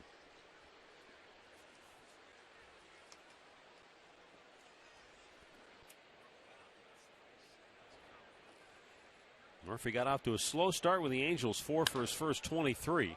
He's been hot since then, and he drives one over the head of Sands off the wall. Nicely Jerry plays played. it well and holds him to a long leadoff single. You know, that was a good job there by Sands. He realized earlier that that ball was going to be over his head, so he stopped running and just waited for it to hit the wall and come back to him and hold him to a single. Well done. That could have been an easy double if you go back thinking you can catch it. You see, he stopped in plenty of time to play the ricochet off the wall and get himself in good position to make a good throw. So, holds him to a single. And now 17 hits in Murphy's last 51 at-bats. Well, he almost hit one out of the ballpark in his first at-bat.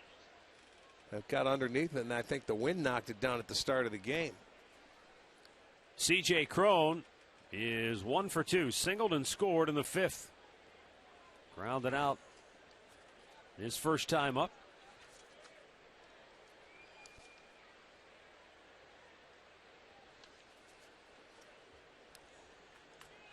Runner goes and a foul back. People start wondering, why aren't they bunting maybe to try and push that run in. Mike Scioscia, you're going to the bottom part of your lineup. He would rather start the runner. Let me go with a hit and run here. He doesn't want to give up the bat of Cron because you're moving him over. You have Ibar and Perez after him, so he knows. He knows his hitter, so you try and create something to make something happen. That was a 1-0 pitch. Let's start the runner. But as a hitter, you have to try and put the ball in play, at least foul it off, and he did. Runner goes. Cron grounds it right to Lindor. He'll step on the bag. Throws to first. Double play. They're going to wait a minute, and they may think that he beat Lindor to the base, and they'll take a look at it from there. Video guy. Don't you think it would be better if there's a nice fastball up. He gets it. Lindor beats him to the base. Yeah. Yes, he is. That's all right. It'll be a double play. That'll be their 4th double play. He beat him to the bag. Mike Scioscia waiting on his video replay guy, and he says, "Oh, that's okay. We're good." Yeah, he beat him. Don't you think? I'd like to see in baseball where you don't have a video guy. You have to wait and see. If you feel that they made it, you got to go make the challenge right now. Why wait for it? Well, that puts a manager in a really tough spot if you only have so many to use. If you've got one or two challenges. That's my point. You got to get it right before you do it. It would save. Oh, well, hold on a second here. Let's see if we can change it, or let me get a look at it. If you think if you think you're right, go do it.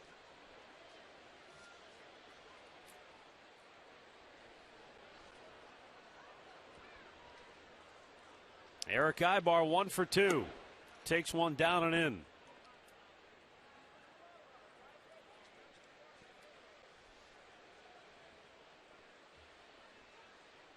Bauer with a 1-ball, 1-strike count deals, and that's way outside. 2-1.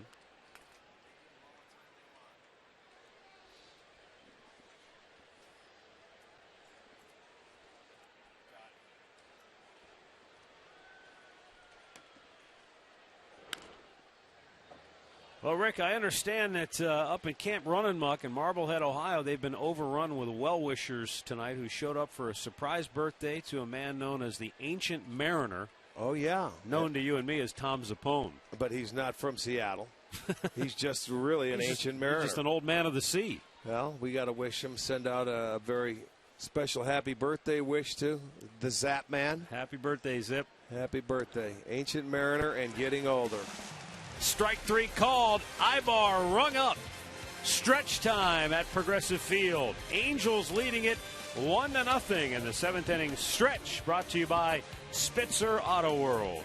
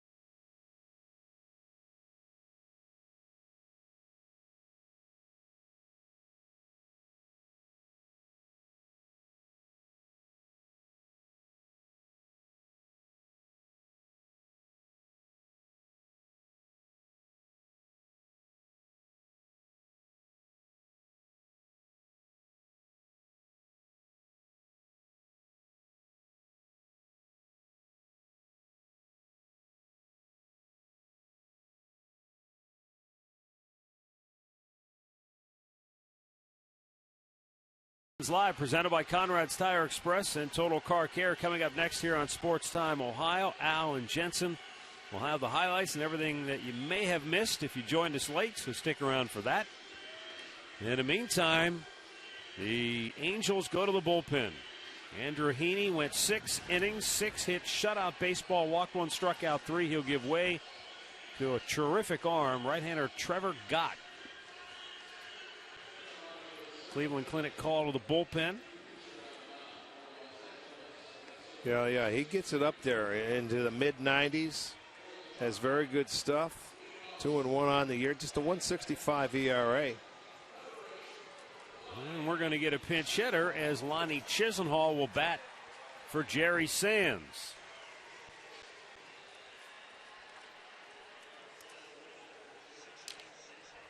Sands was 0 for 2 tonight, and Lonnie Chisenhall has been sizzling. He's hit an 8 straight, 11 for 25 during his hitting streak. With a homer and 7 runs batted in, a cut and a miss.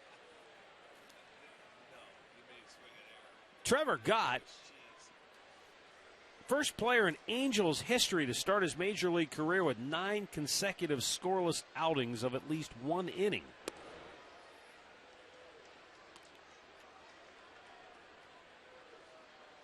Got his first major league loss when he gave up a home run to Kendry Morales in a walk-off in Kansas City. Yeah, a few guys have done that. It was the only run allowed on the last road trip that he pitched in. Yeah, this guy's been solid. Kendry Morales has taken a few guys deep this year. Matter of fact, I was watching that series with them in Cincinnati or in Kansas City.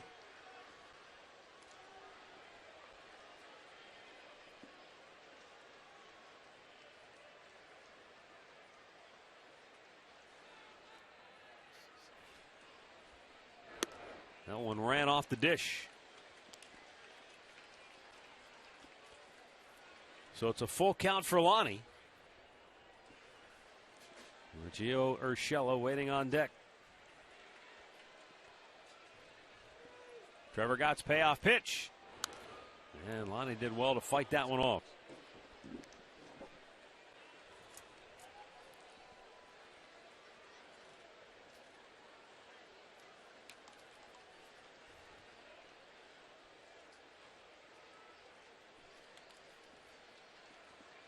That 3-2 pitch, again, fouled back. Previous pitch was 95. That one was at 96. Yeah, but the last 2 pitches, he has had him down in the strike zone a little bit more, and Lonnie likes it down a bit. If he elevates it, it would be good for Gott, but we'll see if he can throw another strike. There's the pitch that's tough. That's the one that's tough to catch up to when you're throwing mid-90s, but he was able. That's 3 in a row. This one was up just about belt high.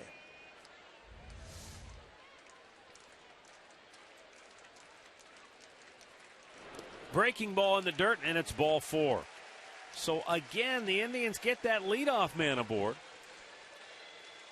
4th time tonight. Can they take advantage? Once again, a Mazda game break. Here's Al. Hey, Matt, Jason Tigers tonight in Toronto. Game tied at 1 in the 3rd inning. Back-to-back homers by Tulo and then Josh Donaldson. For Donaldson, his 35th home run of the season, tied for 2nd in Major League Baseball. Jays lead the Tigers 5-3. 7th inning, guys. I don't know. I think Donaldson's got a chance to really kind of put a stranglehold on that MVP award, although the most important thing for any of these guys is getting their team into the playoffs. Right, just win. And that might be what it ultimately comes down to. That's true. I mean, Nelson Cruz is having a phenomenal year in Seattle, but his team's not in the race, so that's going to hurt his cause. He'd have to be really, from a number standpoint, way out there. Jose Ramirez is going to pinch hit here, and he's going to bunt, and it's going to be caught. No, it's not. But the throw down to second base will erase Lonnie Chisenhall one away. Well, there's nothing you could do as a base runner there. Awful bunt attempt there. I mean, he popped it up. And, he comes in at third base and makes a nice play. At least you thought. but he doesn't hold on to the ball. They were cheating in for the bunt, and it comes out, and there's nothing Chisenhall could do. He had to wait and go back. So they get the force at second. And now they'll give Almonte a chance.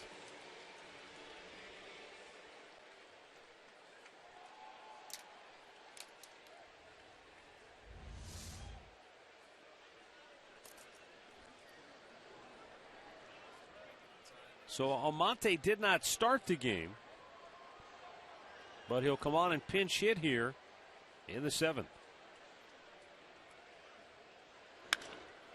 Swings and lines one to left center field. That's in the gap, and it'll go to the wall. Flying around third, Ramirez. He'll be waved home. No throw. Tie game. Abraham Almonte off the bench with a pinch hit RBI double. For Almonte, his 5th double as an Indian, and that is RBI number 10. I think for Almonte, the harder you throw it, the better he likes it. This is going to be our McDonald's. I'm loving it, boy. He took that heater into the left center field gap and hit it hard. Not an easy thing to do when you're coming off the bench. You're looking for a fastball. He gets it. He hits it. There's no relay. They have tied the game here in the 7th inning. And now Jason Kipnis 0 for 3 on the night. But finally seeing a right-handed pitcher and takes a strike.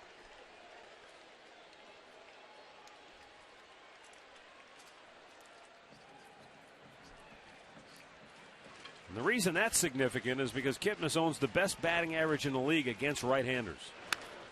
And there's a ground ball up the middle. It's through. Kipnis delivers with the RBI single, and the Indians take the lead.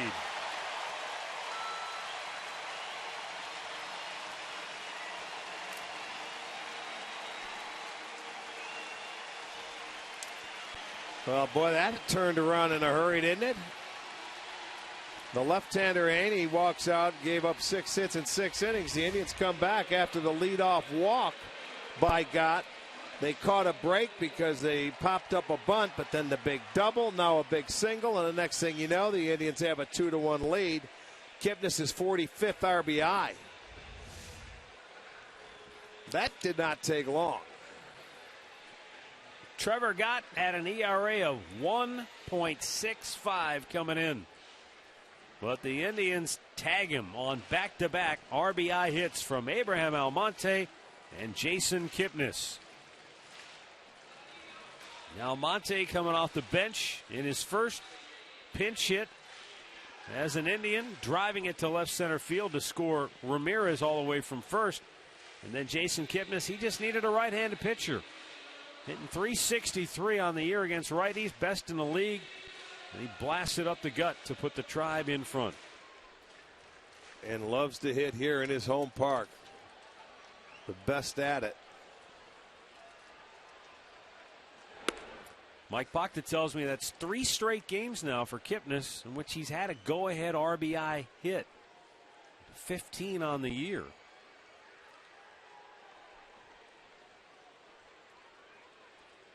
Francisco Lindor doubled his last time up. Sends one pretty well to deep left field. Murphy back on the track. Makes the catch over the shoulder style for out number 2. Kipnis back to first.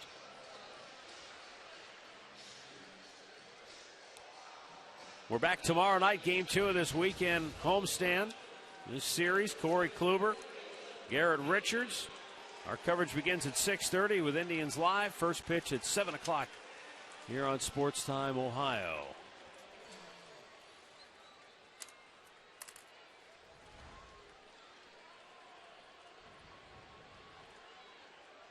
Right now, Michael Brantley. 1 for 3 on the night.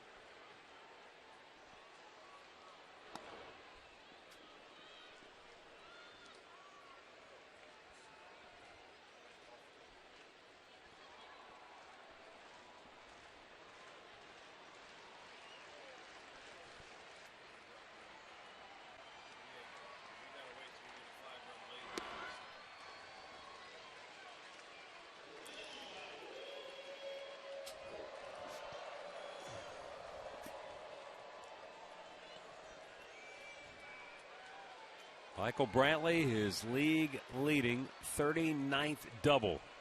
Back in the fourth. Upstairs. And it's 3-0. Trevor Gott came on to start this inning after Andrew Heaney had worked 6 scoreless innings.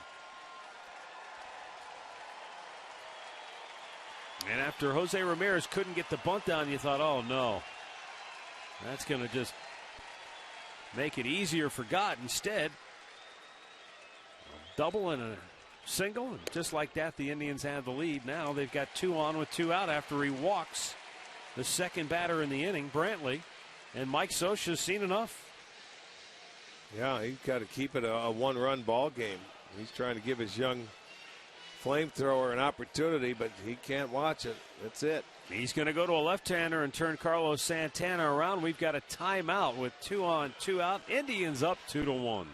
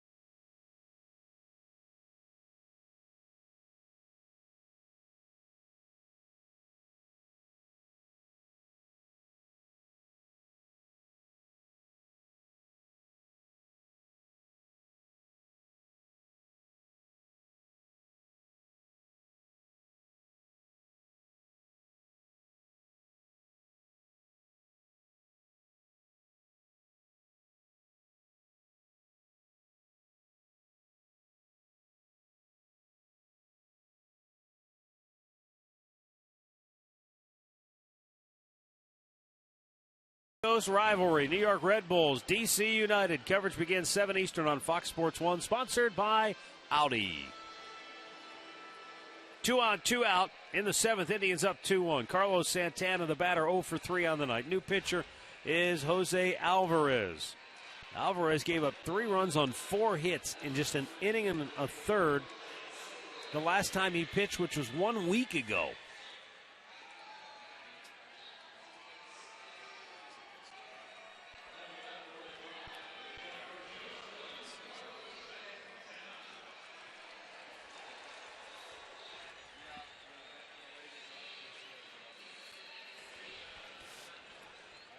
Santana, his batting average is 35 points higher from this side of the plate. But most managers would rather make him hit from this side of the plate because power-wise, he's only hit the 1 home run that came in Yankee Stadium off CC Sabathia. All of his home runs are from the other side of the plate. Their home runs are from the other side, and he only has 13 ribbies from this side of the plate and 150 at bats. So you flip him over.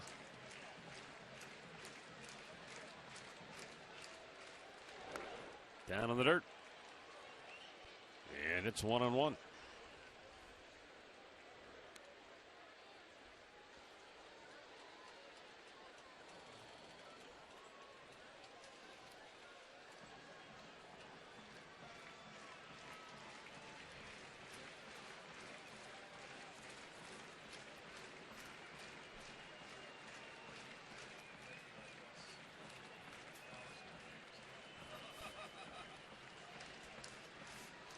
Alvarez with a 1-1, and Santana fouls it back right into the catcher.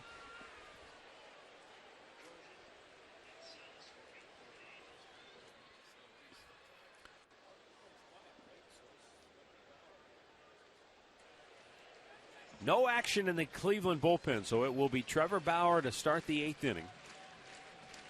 He's made 90 pitches so far tonight, giving up just the 1 run. The 1-2 in the dirt. Blocked well by Carlos Perez.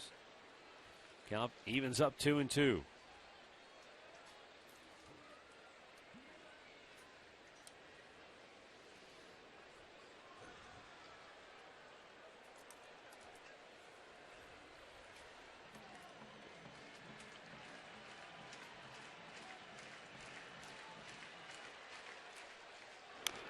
Fouled back. You know, I was thinking, Rick, this seems like one of the few times this year that we have seen the Indians rally late in a game. I don't know if after the 6th inning they do have a win. Not have a win at home this year. Yeah. 0-27. Hard to believe, isn't it? This could be the first. And you're at the tail end of August. And you say the 6th inning. Yeah.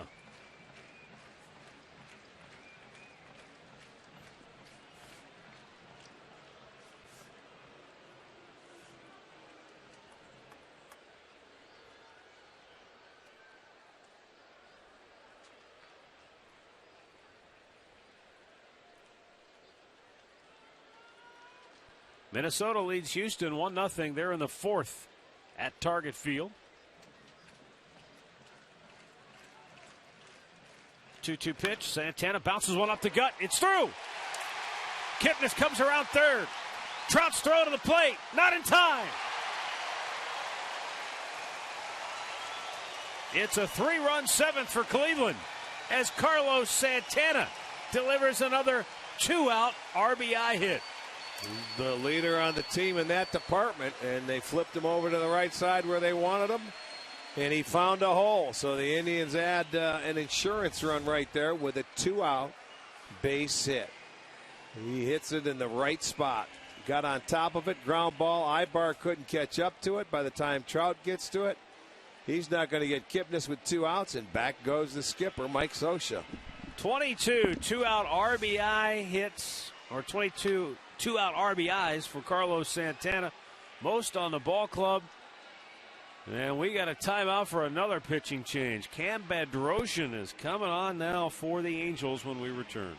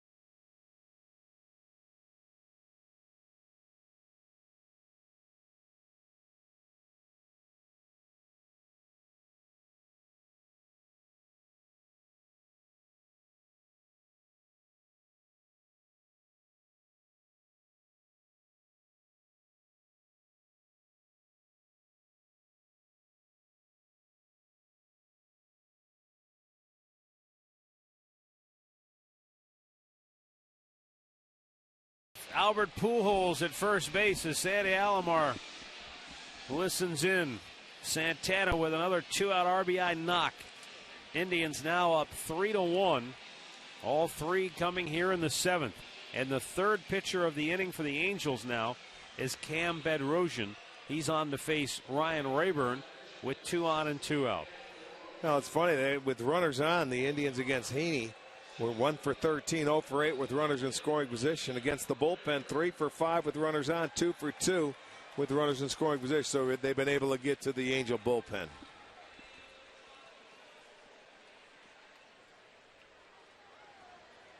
Ryan Rayburn's had a good night. He doubled, he singled, and he's walked.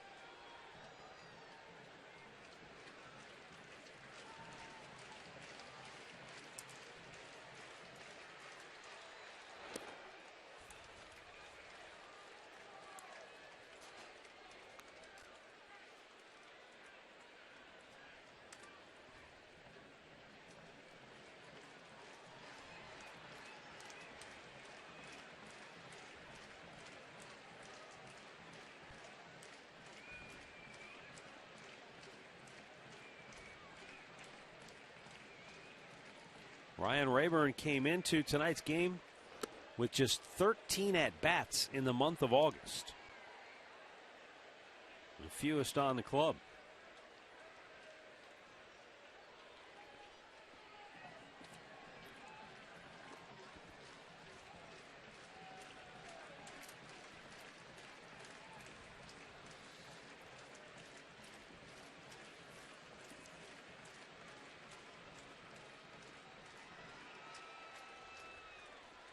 Now the 1-1. Chased one down and away. 1 ball, 2 strikes. This has been a long inning for the Angels. Third different pitcher. Gott came in and went 2/3, gave up the 2 hits. Walked a couple.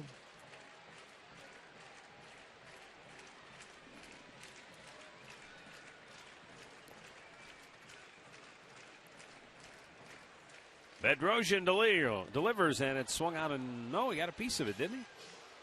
Did he? No. Did he or didn't he? No, He is out. did not. That's it. Inning over. Tribe strikes for 3 in the 7th. Abraham Almonte starts the rally, and the Indians have the lead.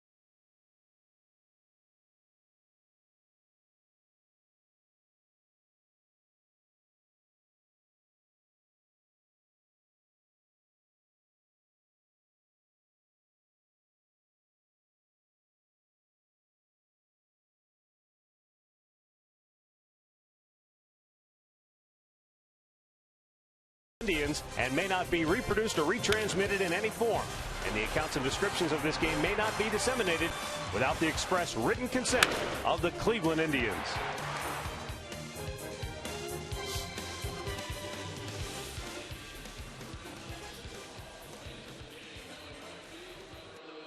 All right, defensively now for Cleveland, Jose Ramirez takes over third base.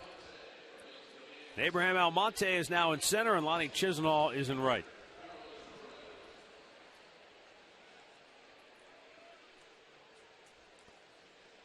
Trevor Bauer, 90 pitches on the night, goes to work here in the 8th. Bottom third of the order due up for the Angels. Carlos Perez has walked and grounded into a double play.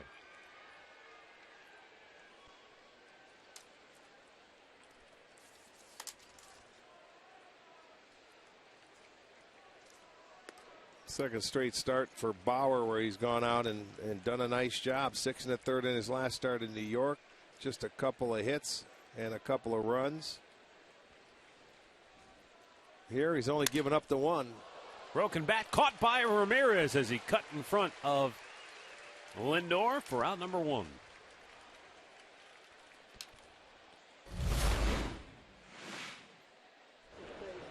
Time for our AT&T U-verse rewind. Trevor Bauer has struck out a half dozen tonight, but I think he's been more aggressive, Rick, more attack oriented. Yeah. He's only walked 2. Indians have turned 4 conventional double plays behind them. That's the big thing. They've got the big double play ball. The thing that I like after that second inning, he only had like 22 pitches, so that always bodes well. Caleb Cowart had an RBI single his last time up. For Bauer tonight, he's had 11 outs on 3 pitches or less. That's another thing that comes into play.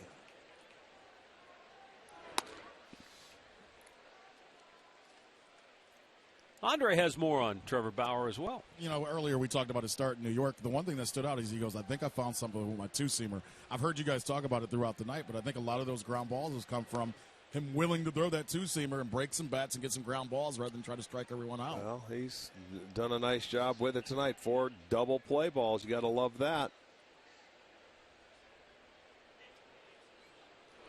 Swing and a miss. It's 2-2.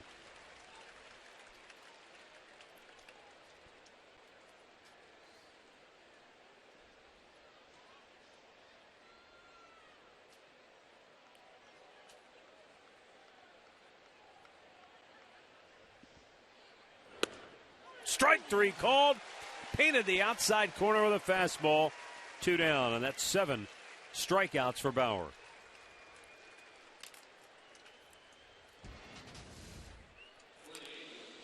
Well, the Indians have 4 starters now who've struck out 150 plus. First time they've ever had that.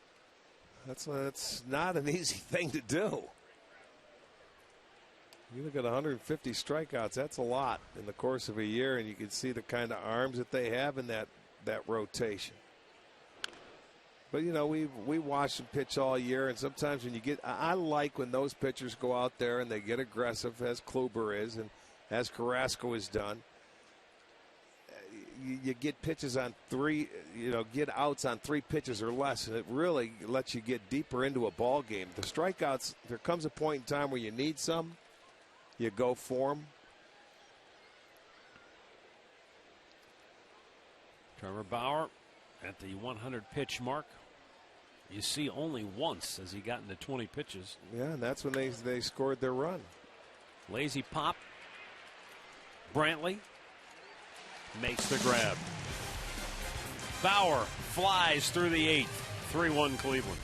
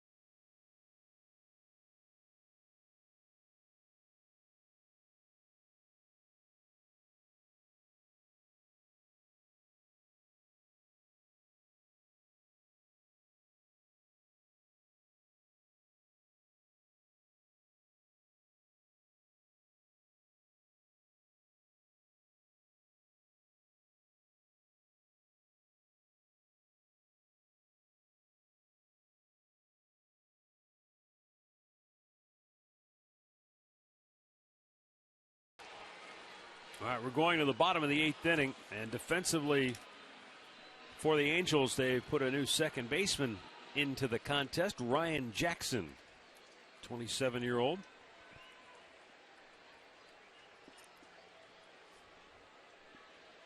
Cam Bedrosian got the final out of the 7th, stays on to pitch the 8th as Yan Gomes leads off 0 for 3 on the night.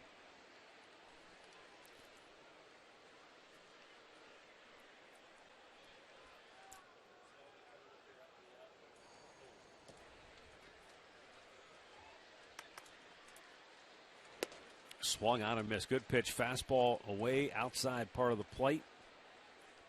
And it's 0-2.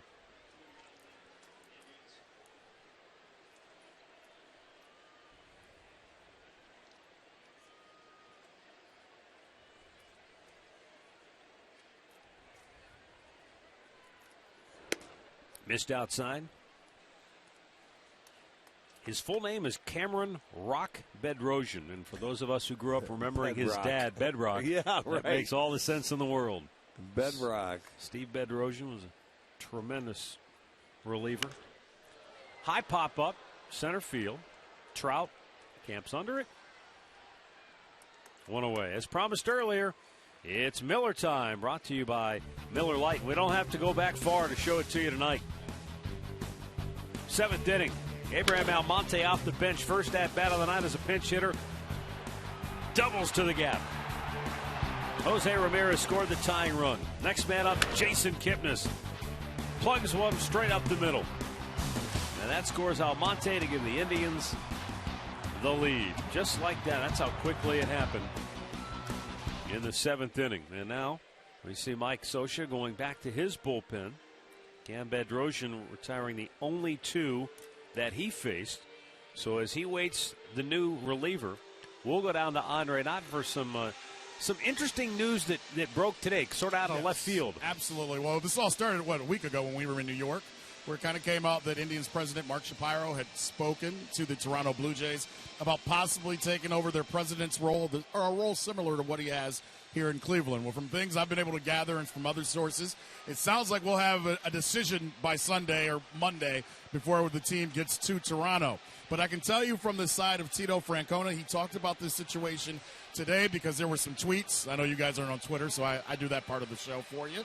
But Jim Bouton was on Twitter, and he basically said, hey, don't tie Shapiro together with Terry Francona. So he was asked about that today during his press conference, and he says, look, when I first came here, I did make it very clear that I came here because of Mark and Chris. He goes, but in the time that I've been here, he goes, I've grown in relationships with many people here. And he said, really, one of the reasons he feels like Shapiro is able to talk about this and go somewhere else is because he thinks he has this thing built the right way. So at this point in time, Terry Francona goes, look, I've got nothing to do with what Chris does. I like my job. I like where I'm at, what Mark has to do. I'm sorry. He goes, I like my job. I like where I'm at. I'm not using that for leverage on any way possible unless they're trying to get rid of me.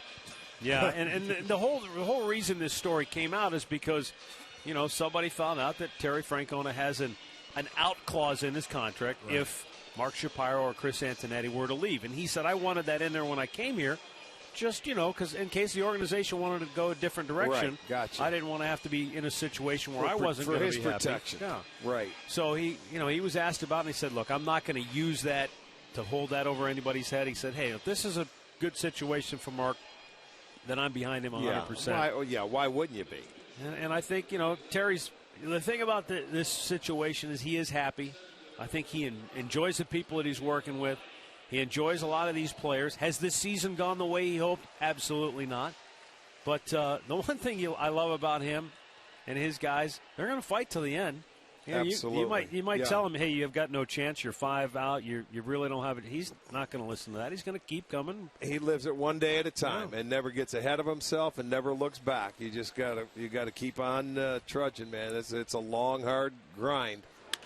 Cesar Ramos gives up a first pitch single to Lonnie Chisenhall, who came on as a pinch hitter to start the bottom of the 7th and drew a walk.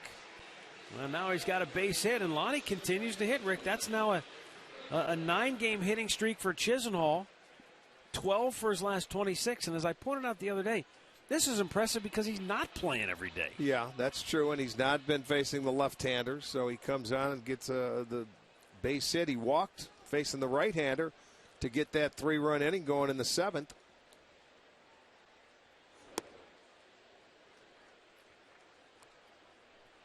And they've done it again.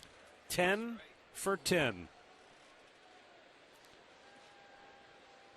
All right, 1936. We talked about that the other night. They did it in 13 straight. And the hits keep on coming.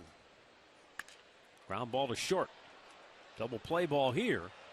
Ends the inning. We'll go to the 9th. 3-1 Cleveland.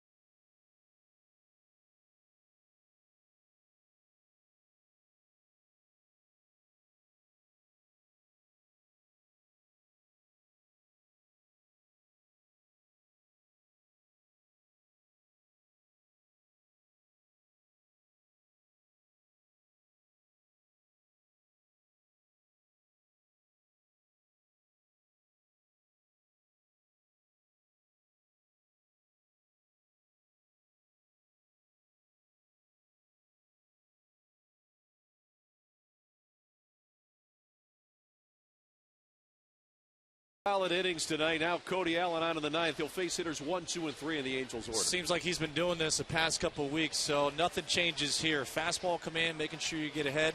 He's got a breaking ball like he has been. This could be a quick 9th. It'll be very good. Join me and Jensen coming up after the game. Indians Live, brought to you by Conrad's Tire Express and Total Car Care. Right now, back upstairs we go to Matt Underwood and Rick Manning. Fellas? Thanks, guys. I wonder if there was anything in Terry Francona's mind about leaving Bauer in this game. He was right at 100 pitches. You know, I wonder if he wrestled with that at all. Talked to Mickey Callaway about where he was at. Going through the lineup the 4th time, is that the reason maybe? My guess is no. Let's go to my closer. I've got a 2-run lead. He's got one to work with. I don't want to bring him on with anybody on base. Let him start the clean inning. Clean inning. You know, and he's facing the top of the order. And Allen, let's go. Let's go for save number 27. Now, Cody has been dynamite. Not a lot of history here between these two. Cole Calhoun is 0 for 3 on the night.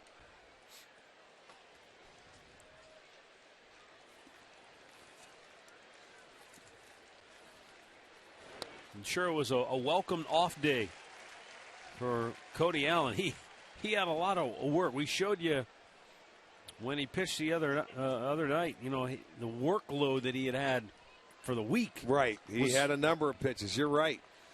Well, that off day, and he's right back at it again. Let's go back to work. There's a ball clubbed deep right back is Chisenhall. Makes the catch on the warning track. 1 away.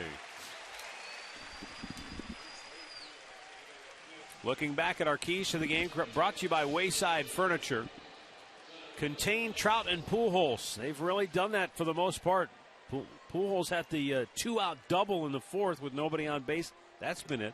And once again, the Indians have pulled it off with 10 hits in 10 straight home games now. It's the longest streak since they did it in 13 straight in 1936. Mike Trout has walked twice and grounded out. Fastball at the knees, outside corner.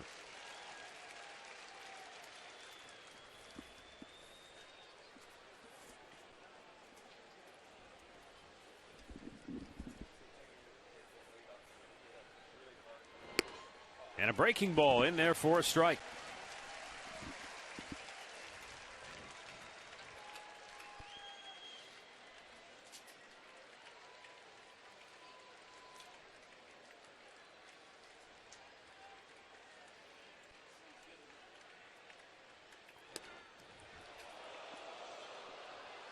That close pitch went the other way. It's 1-2.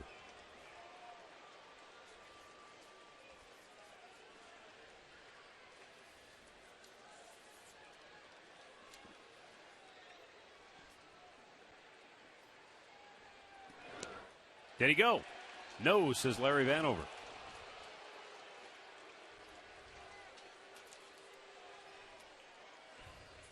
Take a look from the side. See what you think at home.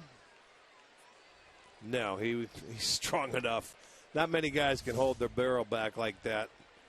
He's one of them.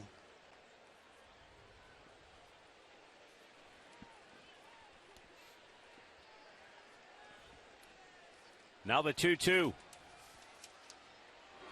Oh, he blew it by him with a good fastball at 95 miles an hour. 2 down.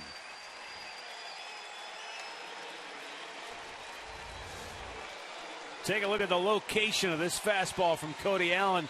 Belt high, maybe a little bit above the belt. You've got a hitter in Mike Trout, one of the best in the game, but he's been in an offensive slump. And Cody able to throw it by him. And that's the thing for Trout. 30 strikeouts, 19 walks in the month of August. Albert Pujols is 1 out of 3. He had a double in the 4th.